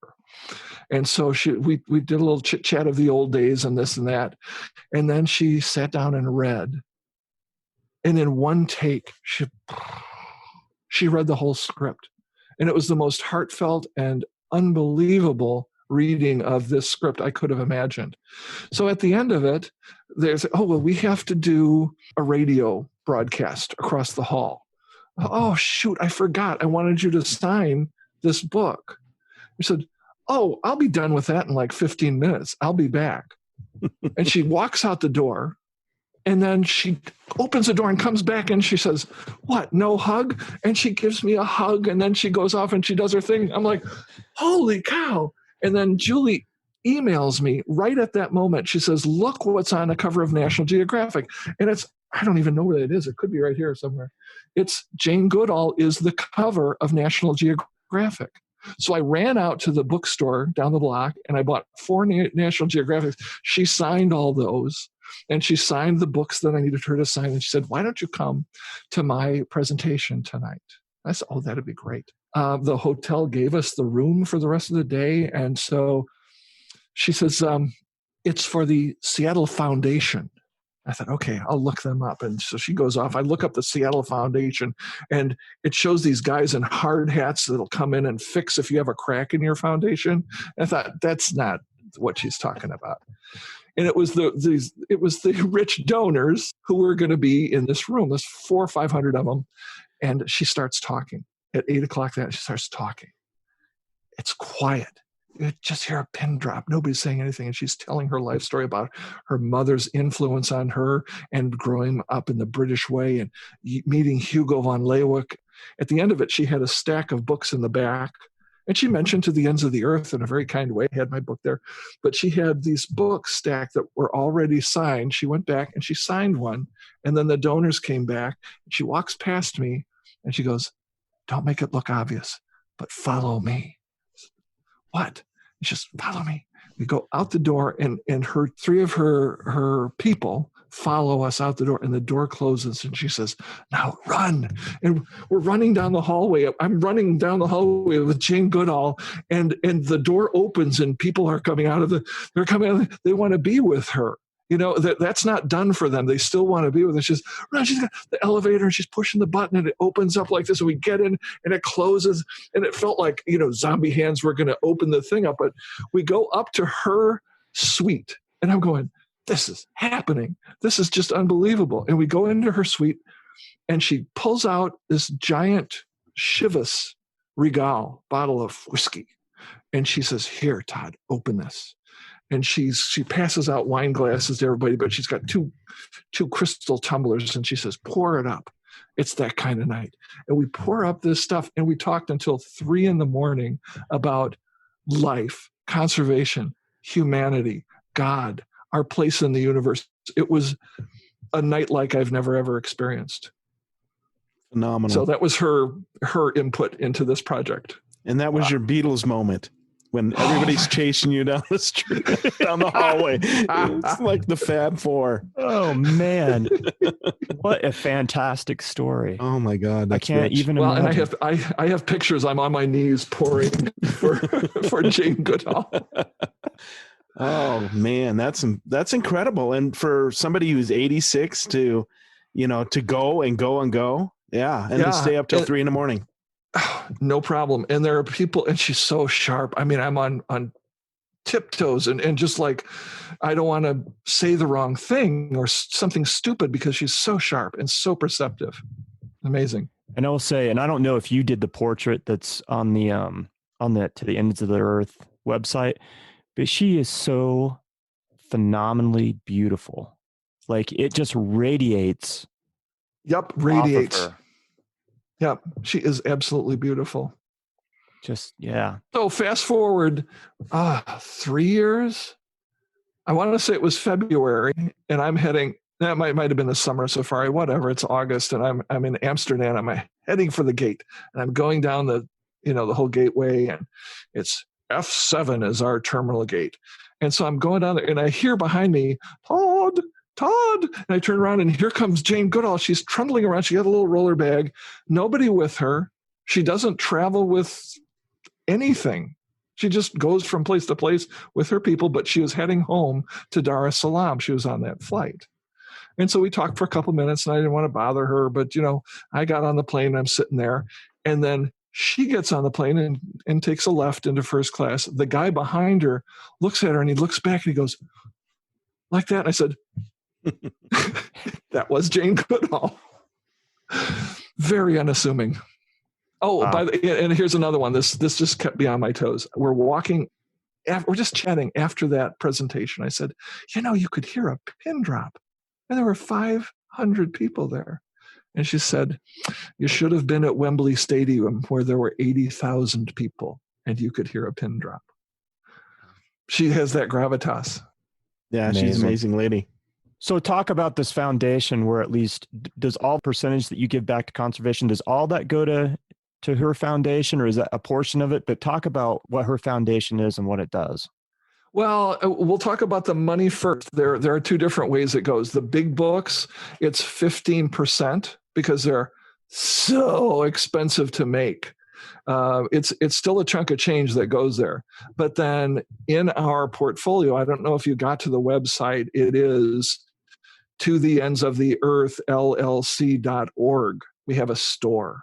So I put together some beautiful editions that are they're a 12 by 12 version of the book.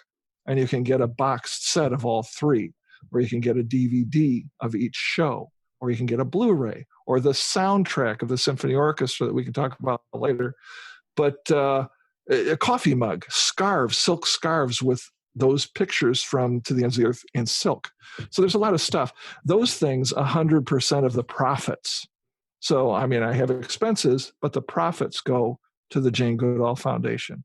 And they have so many different, it's a far-reaching organization. My favorite things are children's education that she does. So teaching holistically through education and through the next generation. They are not tied into the same biases that we are. So if we can reach them, that's great. There's one where, I don't know, man, they plant how many million trees around the world, replanting where it's desolate and it's been over-farmed, but with native species. So that replanting, making our world back to its natural habitat. Those are my favorite ones. Of course, there's the chimpanzee funds and the things that she started out and then what made her famous, but she has a lot of different programs in the Jane Goodall Institute. Obviously, you take some of this money and put it back into the project, but I know you also had a Kickstarter campaign that you did earlier this year to help fund some of this. Talk a little bit about that and how you were able to do a crowdsourcing type event to help fund some of this. Well, that was terrifying because I have no experience, A, and B, we're on the edge of this coronavirus outbreak, and I have no idea how people are going to react. Are they going to help? Are they going to pull back? Are they going to close it off? And I'm thinking if we don't do it early, later on, it could be it could be now with all the political unrest and racial tensions, I think it would be worse to do it now. So I said, I'll just do it. We'll give it a go. And I had stupendous support. There were so many people who simply put money in and didn't ask for a reward back. All those things I talked about, DVDs and CDs and books, we sold tons of that kind of product. And then that paid for the printing of the next two books, Birds of East Africa and the natural world as a production of the Birds of East Africa film. So my next, I don't know if next year I might do another one for the natural world and get that thing a little bit more financed, because everything I've done has been pretty much out of my pocket right now. And the funding helps, and it gets money to the next level. Well, it's fantastic that what you're doing with these documentaries and the book series.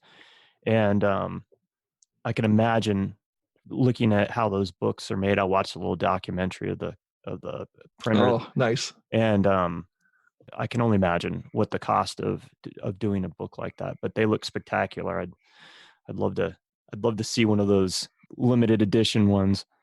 To hold it in your hands is something. I bet. Looks substantial. It looks like if it fell on top of you, you might not survive. They're poundage. And Anders and I delivered a set of them to the African Cultural Heritage Center in Tanzania. When we went, we were filming the migration stuff. And so we were doing balloon photography of the Great Migration. But on the way, we brought these books with us. We had to have special flight cases built for them. So we had flight cases going on. And now whenever I have to travel or ship them, I use those cases. Where were we at the beginning of this question? Yeah, they're big, they're substantial, and they are lovely. They look just, stunning, beautiful. Yeah. I love the fact that you are talking about process in addition to, it's not just beautiful pictures. You're actually talking, giving the listener, the viewer, background on these different locales and the animals and then your process as a photographer. And I think that's really interesting because I don't know that I've ever seen that approach before. So it's very unique and well done. It's not, I don't think it has been done before, because there are, I think that Art Wolf had a beautiful series and he showed him taking a picture of something pretty. And that was kind of it.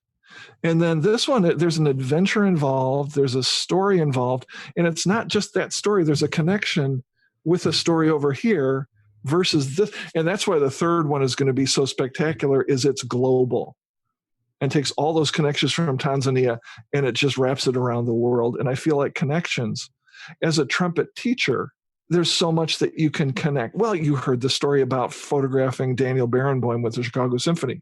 That was wildlife skills coupled with music skills in that connection. I could go 3 steps from pretty much anything and get it back to the Three Stooges to make a point. It's just connections. So it took you a little bit of time to figure it out, and your son, who's a filmmaker, kind of helped you kind of work out the storyboard of how you should go through this? Yes. And what I do, it's a little bit, there's a concept called ready, fire, aim. Do you know that concept? I do not. Oh, it's great. A lot of times you'll go ready, aim, fire, and you'll hit your target. Some people go ready, fire, and then aim, and then the second bullet goes there. So I'm not ready to shoot that bullet until I've put the pieces sort of out there and I can get a global feel for what it is. So I've already fired. It's all out there. And then I'll aim and then fix it from there. Because you can't lay out, I know that this is going to be the second scene at minute 3. It's not going to happen. And sometimes I'll be saying, boy, oh boy, there's a part, there's like 5 minutes missing from this 20-minute segment.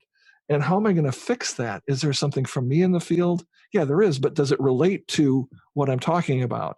And then I'll put something there that works, but then this has to go here and this has to go. So it's a moving puzzle piece to put it together. And not only did you put this all together and, you have your photography and then the storytelling aspect of the video part of it, but you also composed the music. I did. And I have to tell you that my music theory teachers in both undergrad and graduate would probably have a heart attack if I said, hey, I wrote some music, because I was not a good student. I really was not a good student in the music theory department. But as a professional musician, I've done a lot of recordings. I've produced a lot of CDs, high-end stuff. I mean, as good as it gets. And I am aware of what it's supposed to sound like. And I know how I want it to sound, and I understand enough theory that I can take my time and do this. Then I have experts who will help. They'll say, oh yeah, you say this is a G7 chord, but it's really a minor, whatever, they will put it in its correct form. They speak Todd, is what they say. I know what you're saying here. And then Gary Fry, who is one of the premier orchestrators on this planet, took what my friend Joanne Doherty and let's go back. So I take these pieces that I've conceived and written. I've orchestrated. I know the horn wants to be in this line. The trumpets want to do this call. I need strings here and I need percussion to do this. I need it to be this chord structure moving from A to B. Then I take it to my friend Joanne Doherty, who was the conductor of Jersey Boys Broadway on the road. And she is a phenomenal jazz pianist. And she will write the chords and make sure everything is correct. Then Gary Fry he's the best there is for orchestration. He orchestrates all of the Chicago Symphony Orchestra's Christmas and special event concerts. So I called Gary Fry and I said, I've got this project. You don't know me, but it'll be really neat. And he says, let's take a look at it. And he did. He came over to the house and we talked about it. And he said, here's how we'll do it. You'll do this. I'll do this. You'll tell me if you like what I did. You'll tell me what you want it to sound like. You'll also tell me what you don't want it to sound like. There's a tune called Play. And I had 22 pieces for this documentary, full orchestra, 65 pieces. So this one's called Play. And I said, I didn't want it to sound stupid or juvenile. It's not preschoolers playing. It's 5-year-olds playing. So there's an innocence, but a sophistication of how they play. Beep, bum, and that not foolish, but heartwarming. And he sent it back, and I said, maybe a little bit. He reorchestrated and redid it, and it was perfect. And if it wasn't perfect, he'd change it again. He said, now we're set. And we brought it down to Nashville, where there is a wonderful group called the Nashville Music Scoring Orchestra. And they do films and they do soundtracks for some of the video games. We laid the music in front of them. We started recording at 9 o'clock in the morning, took a break at 12, came back at 2, and by 5, we had the entire sound score recorded. Then we took that sound score to Freddie Breitberg, who is a Grammy Award-winning mixer. He's an audio engineer in Chicago. He got a Grammy Award for the Super Bowl Shuffle with the Chicago Bears. And he does so much great work with big bands and orchestras and television. So we worked with Freddie and the mix that he did. And if you have, Jane Goodall is in this room, it's the only room we could have, and you hear, because there's an air conditioning on. Freddie goes, that sound is gone. And you guys know that. I mean, there's certain things you can't do, but some of them you can. And from start to finish, it's absolutely mind-boggling to me. When I put that CD on, I think, that happened. That's spectacular. And how great is it that you can have this vision visually of what you want something to be, but then to incorporate, and I'm a huge fan of music, but have the ability to compose the music and have it gel with your vision, as opposed to having to rely on somebody else to try to facilitate that. Right. And part of it that's so cool is when I'm photographing and I'm in there, something's happening. There's a rhythm within that scene of hippos fighting. I'm hearing, and it helps me shoot. And I capture the action a little better because that's going on in my mind. So it made it less difficult to simply write down those ideas and make it work. Another thing that has stemmed from this, and the COVID virus has killed it at this point, but we had an orchestra, the Southwest Symphony Orchestra, commissioned a full concert arrangement of the music for a live performance with big screen. So we had another 65-piece orchestra playing the music as it was being shown on screen. Wow. So do you have constantly a soundtrack playing in your head? Kind of, yeah. Sometimes it's sane, sometimes it's not. I've never asked that question before, but I, as a huge music fan, I definitely have a soundtrack playing in my head all the time. Obviously not right now because I'm trying to converse, but I mean, seriously, when I'm out working, just like you said, I have music. If I don't have music playing, I have it going on in my mind. So it's kind of interesting to talk to another photographer that is a musician and absolutely do. I never thought about using the rhythm of like like the movement of the animal, because I've shot buffalo and stuff like that. But, I never thought about the rhythm and how I can see how it can impact and get a lot better photos because you're in their same rhythm. That's amazing. I never thought about that. I don't know if you've seen the first documentary, East Africa, all the way through, but there's a chapter called Motion. And there's a piece, the musical piece called Motion. And you see on screen animals, do, do, do, do, do, do, do, whether it's elephants or lions, giraffes, leopards, and they're walking in rhythm with that music. Even down to a tortoise is walking. And you see different locomotions that go with that rhythm. One animal might use these feet. Another animal might use these feet. And you watch the different ways that they get from point A to B and how many feet are on the ground at one time. It's pretty cool. Yeah. Like I said, I never thought of that. I'm going to start using that technique and kind of get that soundtrack of their movement and see how that affects my photography. That's great. Cool. So Todd, we talked about the conservation side of things and your documentaries and the books. I want to circle back to the safari and business side of things. Once again, you have, in your experience, and I imagine these are problems that you saw that you needed to address and figure out how to make your life easier on safari. So you've developed some products to help facilitate some of these things. Talk about some of the products that you've designed or been a part of to help make photographers' lives easier when they go on safari. I would have to say the biggest one is the Todd Pod. And the Todd Pod, it works in the corner of a safari roof hatch. So if this is the corner, the Todd Pod goes across and through that roof. And you can put on that, I don't know if you're familiar with a Wimberley head. It's a gimbaled head that it can move this way and it can move this way, no matter where you want to point the camera. So I put that on. People traditionally have used bean bags, and I've watched hundreds of bean bags either vibrate into the vehicle or outside the vehicle at the most inopportune times. And there's either lions there, or they get lost, or we have to backtrack because, my bean bag has fallen out. So we have to go get it. And if you have a Todd Pod on there, you can just go so smoothly, whereas on a beanbag, you're kind of locked in there and you turn like this and then you're in a real estate. And so the Todd Pod was a big invention. I had it fabricated by hand, and then I brought it to my dad, a retired machinist. And as he's he might have been in a nursing home by that time. And he just looked at it and he said, well, you're going to need this kind of aluminum. He gets some grade of aluminum, and you want it to be an L bracket because you don't want that metal to shift. You don't want to flex. So then your tongue is going to want to be this. Maybe it's a rounded edge, but you'll need threads here. So he designed the whole thing. And then I brought it to a guy in Chicago who, it was a nice thing because he is a good friend now, John Lumley, and he fabricated 400 or 500 of them. When those sold, he did another 400 or 500 of them. So we have a really nice relationship. And another innovation for me with the filming was using a Wimberley. It can just move wherever it wants so easily that it's hard to track smoothly. I was going too fast. Then you're going too slow. So Andres said, why don't you use a tripod from a video setup? So you can use a soft, air buffered or whatever they call that.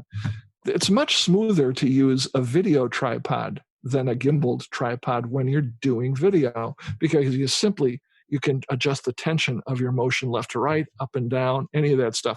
You also have that pole that you can be much more manageable when you go left to right. That's what I've been doing for the last probably 3 years. And my video output has gone from, I've got 30% that are really good, I'm happy, to like 90% are good because I didn't blow it. That's pretty impressive. Yeah. You also have a charging station. I do. I have first was a Todd Pod. That's cool. And then this became the Todd Plug, which is, hey, we got a brand name. So part of the problem, especially early in East Africa, was you didn't have a lot of electricity in tents or even some of the lodges. It was difficult to get your stuff charged. And with the advent of digital equipment, the lodges weren't keeping up yet with the electrical recharge demands of all the clients. So I put these things together that you could daisy chain, or the plug part would split and it would give you twice as many outlet capabilities, and you didn't need a 7-foot, 8-foot cord because you had a 16-inch cord. So 4 or 5 16-inch cords instead of all the extra travel weight and gear look, just the inconvenience of it. You could plug in, and within probably 30 seconds, you could have all of your stuff charging. And then you could daisy chain somebody else into that. And it was built on the 240 watt, or is it volt? 240 volt systems in East Africa and China and around the world. And then all you do is put an adapter and you can plug it in the US or in Brazil. Nice. It's kind of nice. And what other kind of like deals do you have with different manufacturers? Do you work with other manufacturers, that equipment that they use to help have like your own line of stuff? Or I frankly don't have time, and then I just get a headache. I mean, I could be a dealer for Wimberley. I could be a part of the Canon whatever services. I was with Nikon, and it got to be too much, and it's just easier not to have to worry about it. Because, I get all my stuff for free. That's so cool. I don't care. Here's my other philosophy, and we alluded to it earlier. Canon versus Nikon.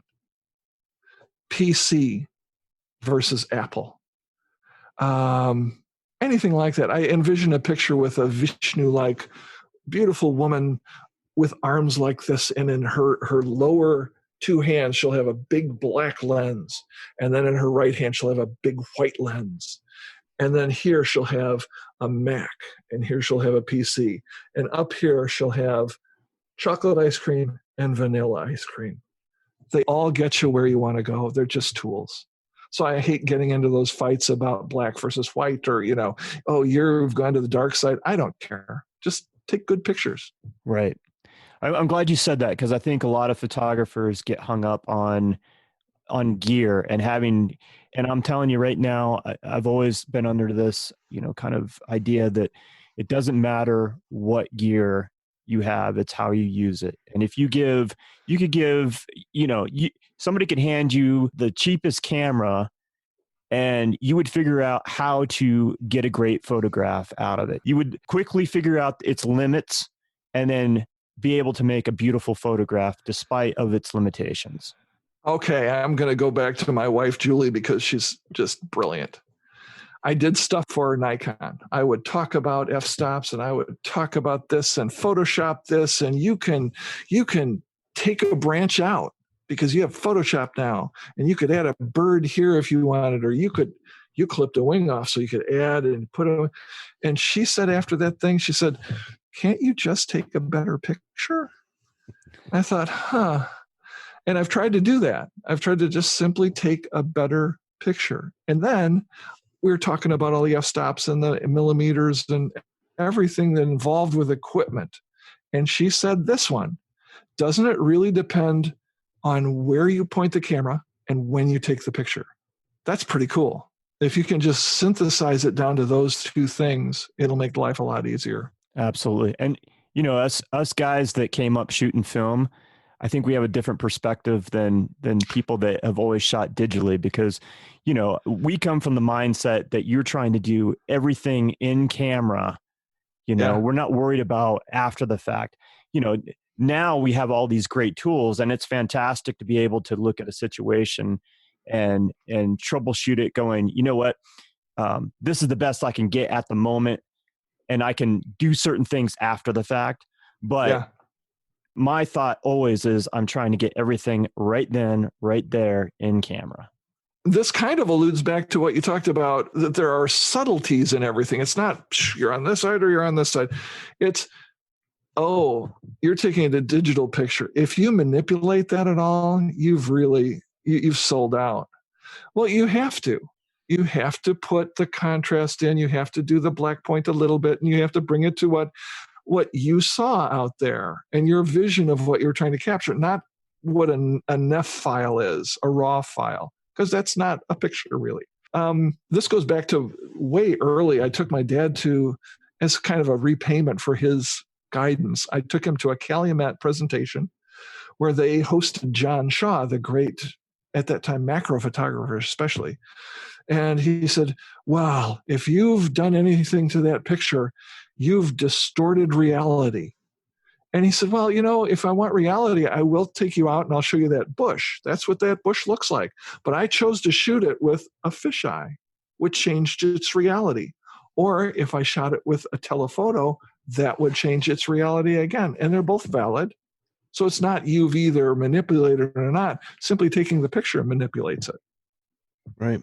So do you kind of minimize your post-production, or I don't have post-production. If it takes more than 20 seconds to bring that picture up, do the color sliders, do a little balance, and I want clarity or no. If it takes more than 10 seconds to 15 to 20 seconds, I should have taken a better picture. Mm-hmm. And it had better be a really special moment if I'm going to take 3 to 4 minutes to do. Maybe I'll straighten horizon, stuff like that. Yeah. But I don't really do anything in post-process. Okay. Todd and I both shoot Nikons, and Nikons seem to be a little flat as far as contrast. And you kind of alluded to bringing up the contrast to being where. So I was just kind of curious, like and looking at your photos, it looks like there's very minimal post-production. So that's why I wanted to ask. So. Right. Yeah. I really don't do anything. Although I can tell you, if I crop stuff, I'm not cropping to make this picture out of this picture. What I crop for is maybe it's a square picture. Mm-hmm. It's the same amount of pixels that are there. It's simply square. Or I feel like that's a panoramic picture. So I'll take unwanted sky or something. Or even beyond that, there could be what I call a super pano. So I'll take that picture, this picture, this picture, this picture, and put those together. And that takes some time, but not that much time. My favorite pano that I maybe ever done won one of the awards at Nature's Best this year. And I think that magazine may be coming out soon, if it's not out already. It's a picture of 11 shots put together of a dancing lemur where he's done 2 perfect leaps, and his position in the air with this beautiful background and a lovely red sand below him. So that's a different style picture. It's nice to hear photographers of your caliber are really minimalistic in their post-production, because we see a lot of stuff that's overproduced, over sharpened and oversaturated. And so it's refreshing to see somebody who's kind of minimalistic in a sense when it comes to post-production. Yeah. I don't want them to look like a cartoon. Right. So you've had the opportunity to travel all over the world and photograph in some of the most beautiful places on the face of the earth. What are some of the places that are near and dear to your heart outside of East Africa? It's a wild thought process, and I've tried to analyze it. When I go to Tanzania, I'm going home. I don't have to prepare. I don't have to change my mental perspective. I don't have to worry about a packing list other than check it off and let's pack it because I want to get there. And when I land, I know exactly what's going to happen, who's going to meet me, where we're going to go. And then the adventure begins. And then it all goes out the window. You don't know what's going to happen the next day. But within the parameters of fun and safety, I know it's happening. Brazil is similar to that. I land in Brazil. And when you think of the places that I go, the destinations have an apex, I'll say just for the sake of argument, an apex predator, whether it's lions, leopards, cheetahs, going down to the ungulates, the buffaloes, and there's the mighty elephant, the giraffes, and then down to the smaller animals, the birds. That's a fabric of life that I'd love to photograph. Brazil is similar.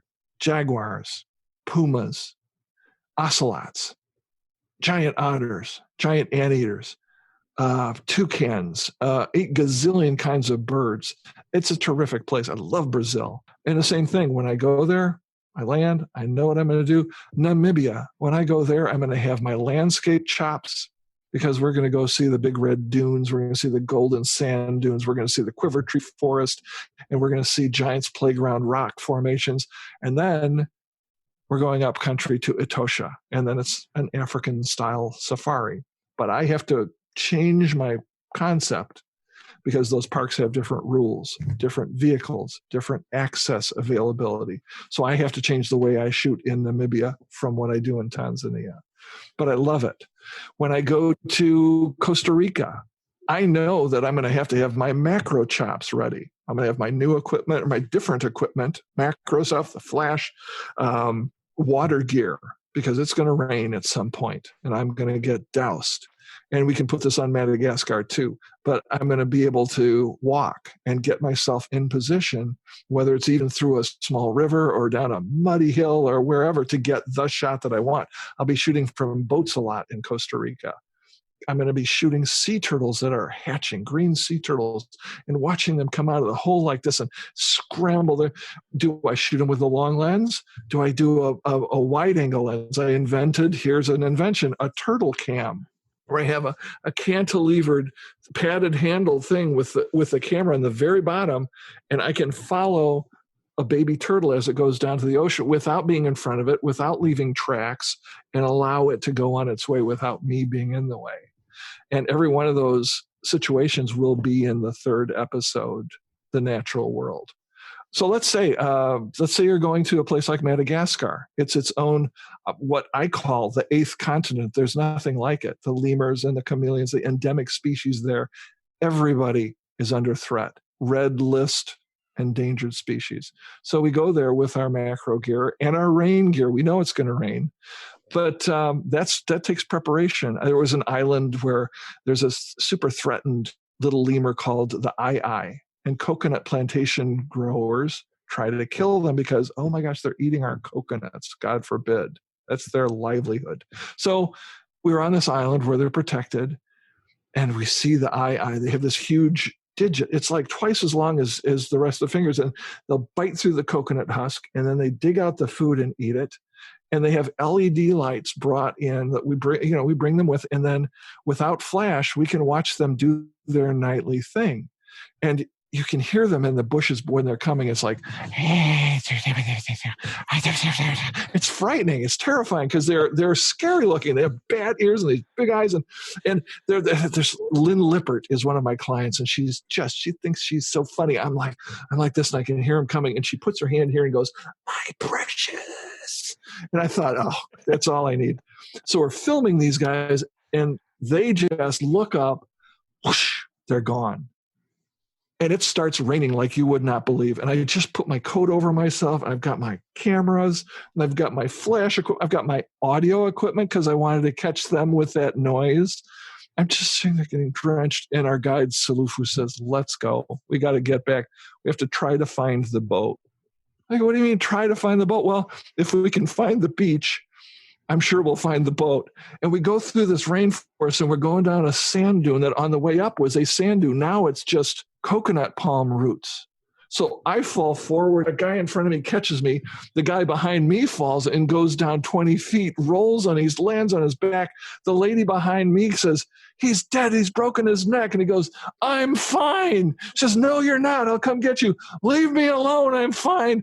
And we're just getting drenched. And we get down to this, it's just open, and we can't tell where we are. The rain is just like, you can't use a flashlight because then it's white rain.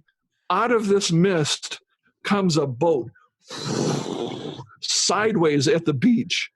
Not coming like this. It's sideways, blowing into the beach, and we're going, no! And the guys run out, and they try to catch it before it breaks off its motor, and they do, and they catch it, and we get on. I have never been so wet in my life. I lost my 100 to 400 lens, my flash, and my entire audio kit on that one trip, and it was all worth it. So great. But That's being prepared. Every trip has its own thing. Going back to comfort zone, Tanzania, easy. Brazil, Namibia, it's tougher to travel to Madagascar. The Himalayas are a challenge. The altitude and the different clothing that you have to bring with, tracking snow leopards is not like going out in a Jeep and finding a leopard. And people say, did you find one? Because I have a friend who went the week before us. He has a picture of snow and a leopard print. He says, isn't this great? We got this today. And that was it. And we ended up seeing 4 snow leopards, a big male, a female, and 2 big cubs. So for us, it was extraordinary and lucky. Wow. That would be amazing. So I've always said, I was a Boy Scout leader for a number of years, and I always tell my scouts, Mother Nature is a serial killer, and you have to be aware of your environment. And I imagine when you go on safari, you're in different circumstances, kind of like you just related, that are potentially dangerous scenarios. Have you had many close calls, and what animals are you really wary of because they're just unpredictable? I'm going to go back to where I talk to my clients and I tell them what to expect. And I know this is going to come up. You've got a lion who has made a kill, or a cheetah has made a kill, or a leopard has been, oh, the poor animal. I think the statistics scientifically, one life form in a billion life forms dies a natural death. Can you picture that? 1 in a billion die a natural causes death. And I thought, wow, how's that happen? If you look, especially go to the beach and you look at all the empty shells that are lying there, and you think of a whale eating how many pieces of krill every minute of every day, those numbers add up, and it makes sense. So we are among that. If we were 6 inches tall and we were in the ocean, we wouldn't last 2 seconds. As far as animals go, I think hippos are extraordinarily dangerous. I think that when you're, especially in the bird lakes of the Rift Valley, if you're going to Lake Elementaita, or you're going to Nakuru, less there, but Lake Naivasha maybe, Lake Baringo, Lake Bogoria, and you can walk along the lake shore, it's ever so lovely until there's hippos. And then it's not so lovely. They're territorial creatures. It's extraordinary. If you are between them and water, you're in their way. And what happens most of the time with hippos is they go out and feed for miles every night to get freshest grass. They want papyrus, green grass, and when they come back in the morning, that may be when the villagers are getting water for their day. And that's when most people are killed by hippos. Crocodiles can be anywhere. You just simply don't know it because they're watching you. They see you, even if you don't see them. If I think of it and I'm walking back to my tent, I can creep myself out thinking there's a lion somewhere looking at me, or there's a leopard that I don't see. They have security staff. They know who's in the area. And if something's there, they'll tell you, I will escort you. There's a buffalo tonight. So that's like grizzlies in Yellowstone when I go camping there. I'm always freaked out at night. I just try not to think of it. Right. Oh, man. Are you I know you're on Facebook, but do you utilize social media to promote yourself and your business? I have a friend who is adamant, and he's been a good guidance for me as far as technology goes. He's from the UK. Martin Plant is the loveliest person I know. And he says, Todd, you have to be on Instagram, and you have to be on Instagram every single day. And so I had this whole bevy of Instagram photos that I did for, I don't know, a month. And then it just got old and I stopped. And I had, I don't even know what they're called. Are they followers or friends or something? And I had like 60 friends. I thought, whatever. He says, no, you have to do it every day. And so this is a year to the day from when I had stopped, and we're together again. I see you haven't been on Instagram lately. I'm like, I know. I'll start. I promise I will. And so I went for 3 or 4 months every day posting, and it's like, now I have 1,100 followers. What does that mean? I don't know what it means. So I don't utilize that much. I know that on Facebook, I can tell people what's going on, share what I think are dramatic or enlightening or positive things in the world. That's what I try to do on my posts. Well, I just followed you today on Facebook, so I'm excited. Good. You'll see some cool stuff. Yeah. I should start. Part of right now is difficult for me because there's so much more in the world that's important. And it's more important, I feel, than simply posting a pretty picture from where I've been and what I've done. And so I'm kind of laying low right now. I really don't see that point yet. Right. Well, sometimes people need to go and see the pretty stuff, though, in the heat of this. So, Wes, but you're my inspiration. I will do it. I want to see some pretty pictures because I read enough New York Times and get stressed out. So I need that break. But anyway, I'm looking forward to it. Good. So do you sell prints of your stuff? What we do is we just simply talk about it. People say, do you sell prints? And I say, yes. What we need to do is you pick out something that you like and you tell me something that you're interested in. I love cheetahs. And then I can show you the dozen pictures that I might have submitted to the Remembering Cheetahs book, or remembering the top most beautiful pictures of lions, or whatever your interest is. And then you choose one, and then we choose a size. I sold some amazing, they are amazing, some of them BBC winners and Nature's Best winners during the Kickstarter. I sold a picture of the flamingo stand to an amazing person, and his name is Jeffrey Archer.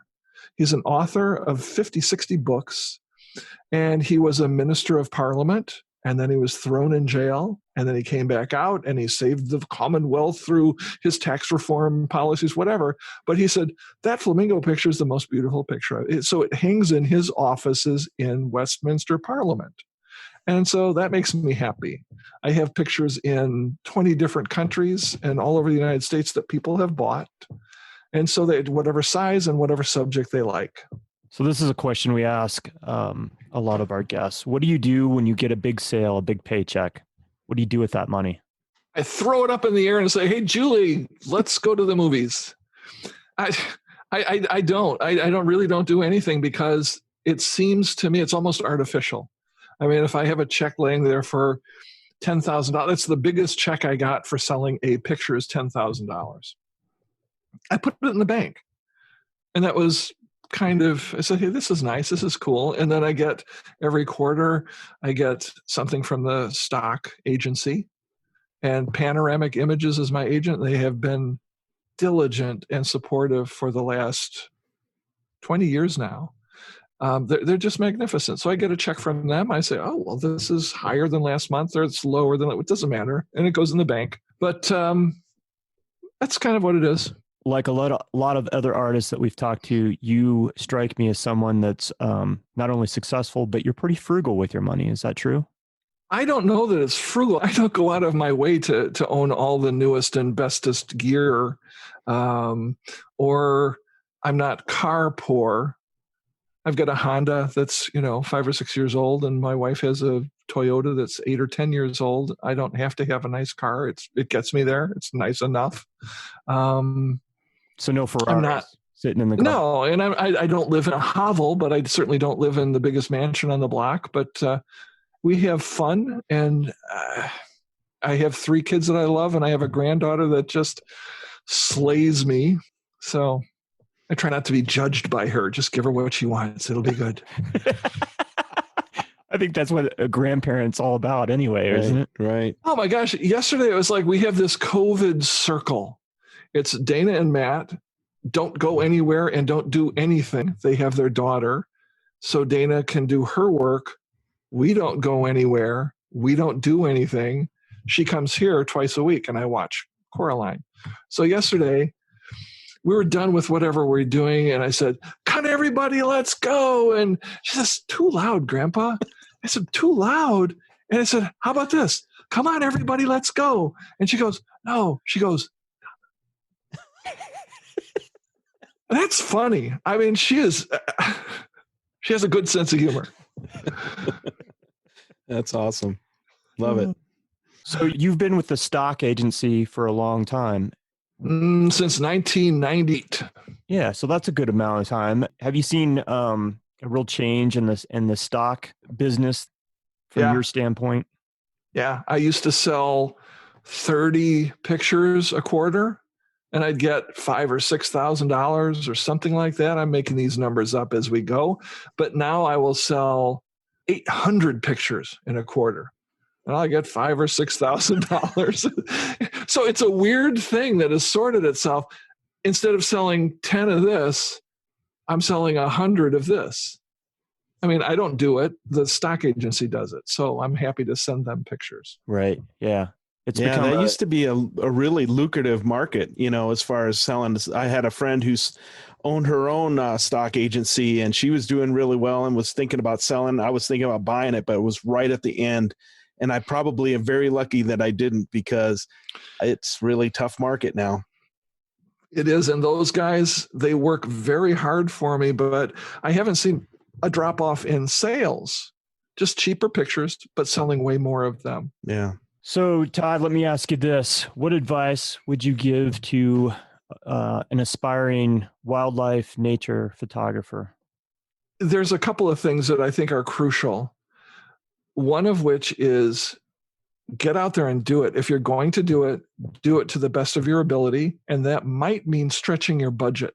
That might mean not buying that newest car, because if you buy a cheap tripod, you're going to end up buying the next one up because it's a little better.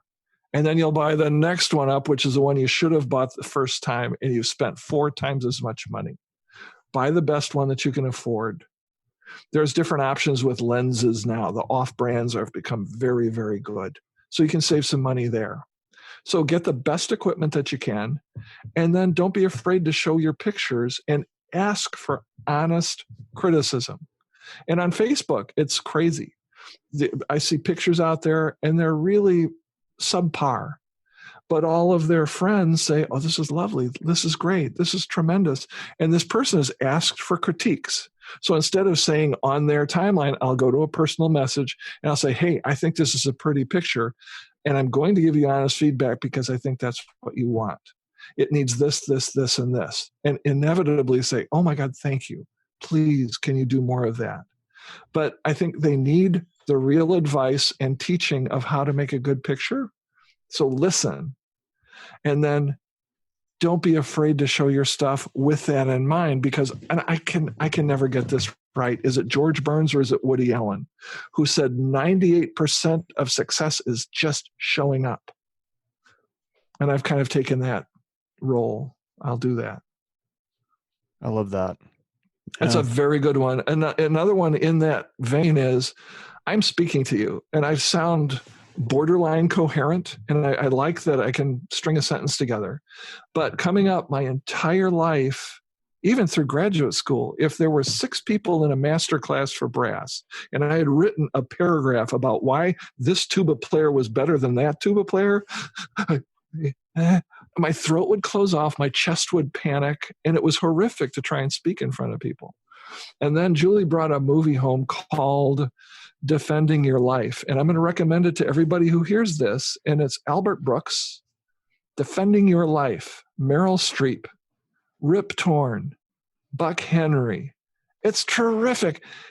He's a businessman. He's a 80s, 90s salesman guy who's in it for the money.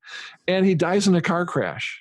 His whole life had been, oh my God, am I going to make enough money? How am I going to do this? Am I going to ask for a raise? I'm frightened. He ends up in a way station on his way to whatever the next step is, and you have to defend your life. And the question is, why were you always afraid? They show sections of his life, why you were afraid.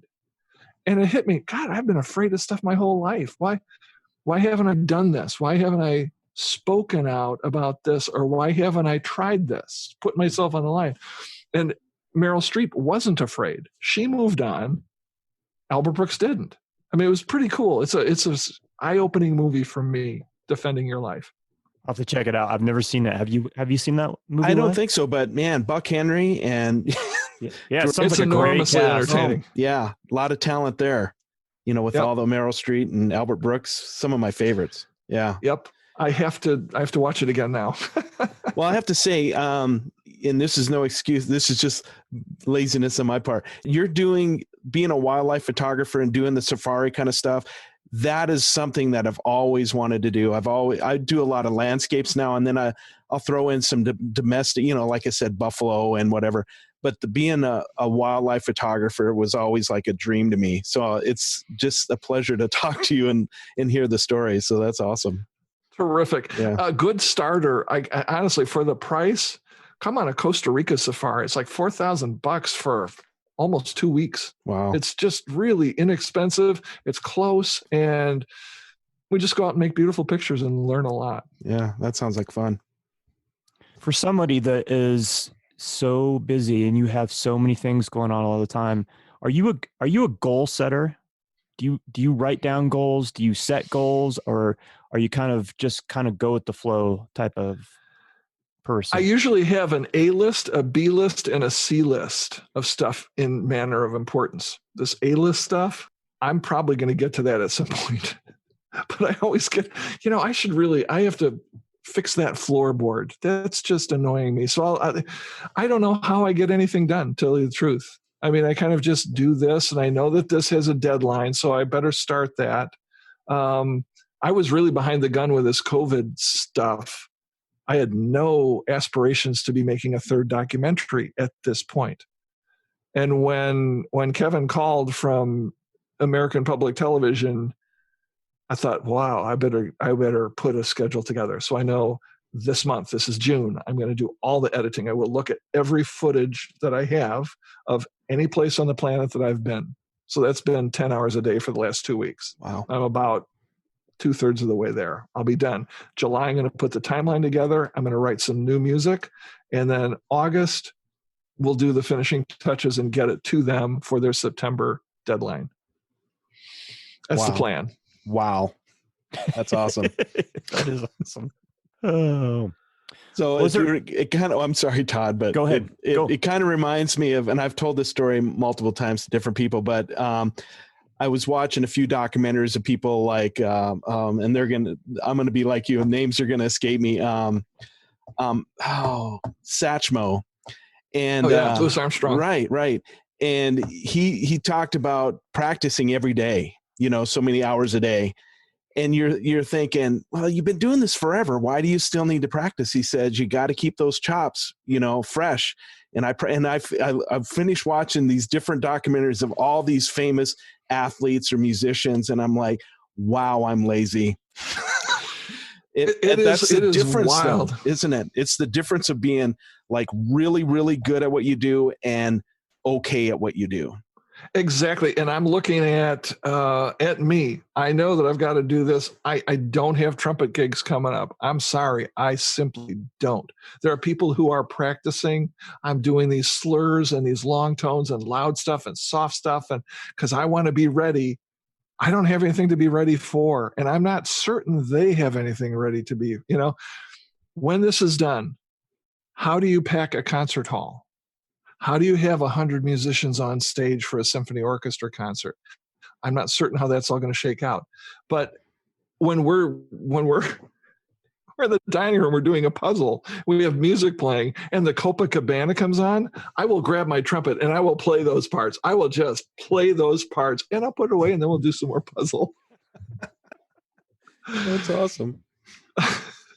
So I know you've had tons of stuff to do these last few months. Has it been difficult not to be behind the camera like you usually are?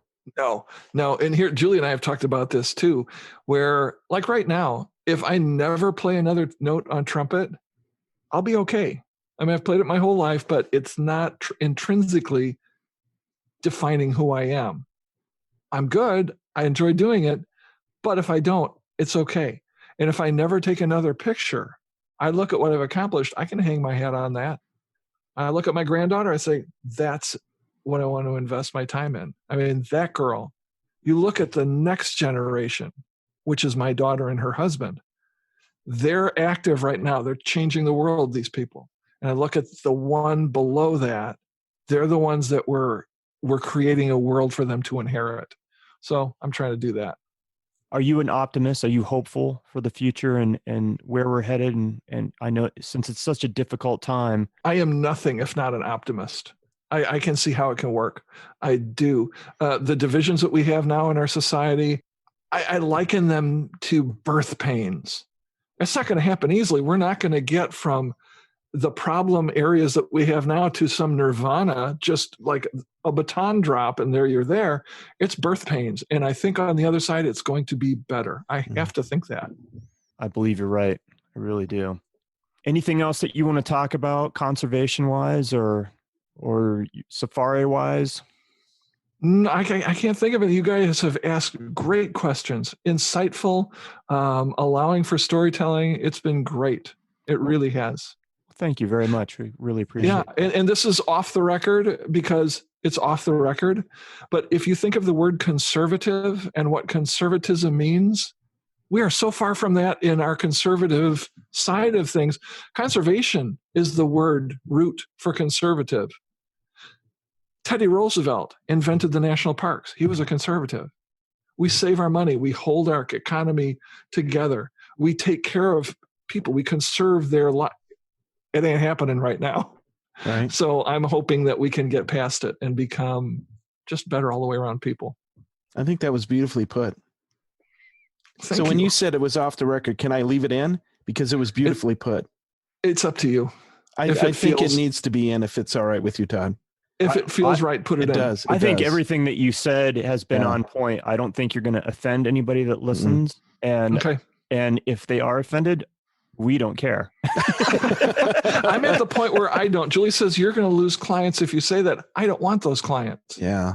Exactly. You got to stand up for what you believe and for the good. So yeah. I want to say I appreciate the work that you're doing. I think doing the safaris that you're doing is important work because it allows people, even if it's a small group of people, but it allows people to have a better understanding of what's happening in the world. So your work is so important. I appreciate it to the nth degree, and you do absolutely gorgeous work. So thank you so much for doing what you do. I appreciate it. Well, Wes and Todd, I can't tell you how much it means to me that you think enough of me to do this and to be able to speak frankly and candidly about all the issues that we have and be able to spread the word. Here's how you do it. Here's the enjoyment of it. Here's why we do it. Well, last but not least, Todd, tell our listeners where they can find you on the internet and see some of this beautiful work that you've created over the last 30 years. There are two places you can go. The main one right now that I am working hard on is To the Ends of the Earth, LLC.org. And then my website is gustafsonphotosafari.net. And that's where all the tour information is. Fantastic. Todd Gustafson, it's been an absolute honor to have you on and for you to have taken all this time with us. I really appreciate it because we've been on talking for quite some time. And so I really sincerely appreciate it. And I know Wes does as well. Yeah, I appreciate you guys and your insightful questions. Very nicely done. Thank you. And we hope to catch up with you. Sorry, Todd. We hope to catch up with you in the future, when things lift and you're, at your convenience, we'll check in with you again. That would be fun. Let's do it again. That would be terrific. That would be awesome. Thank you. That would be awesome. And it would be great to check back with you in about a year when things are, going again and see what you're up to and where you're at and talk again. It'll be a whole new story. Absolutely. Yes. Julie, come here for a sec. You got to meet Julie. Oh, okay. Oh, yeah, absolutely. This is Wes and Todd. Hi, nice to meet you. It's very nice to meet you. Oh, it's just like putting my mask on. It's nice to meet you, Julie.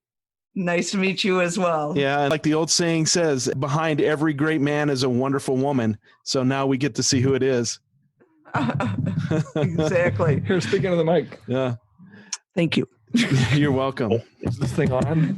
Yeah. Your husband gave you a lot of credit during the podcast and said a lot of nice things about you.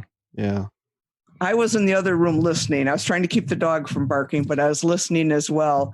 The one thing that I think he underestimates is just how much, like everything he approaches with this artistic and innovative and talent that I've never known with anybody else I've met. I am like his greatest fan, and anything we talk about, he can bring through to fruition. And it's, for the good of everyone he works with. And it's, just a pleasure what he does and seeing what he accomplished.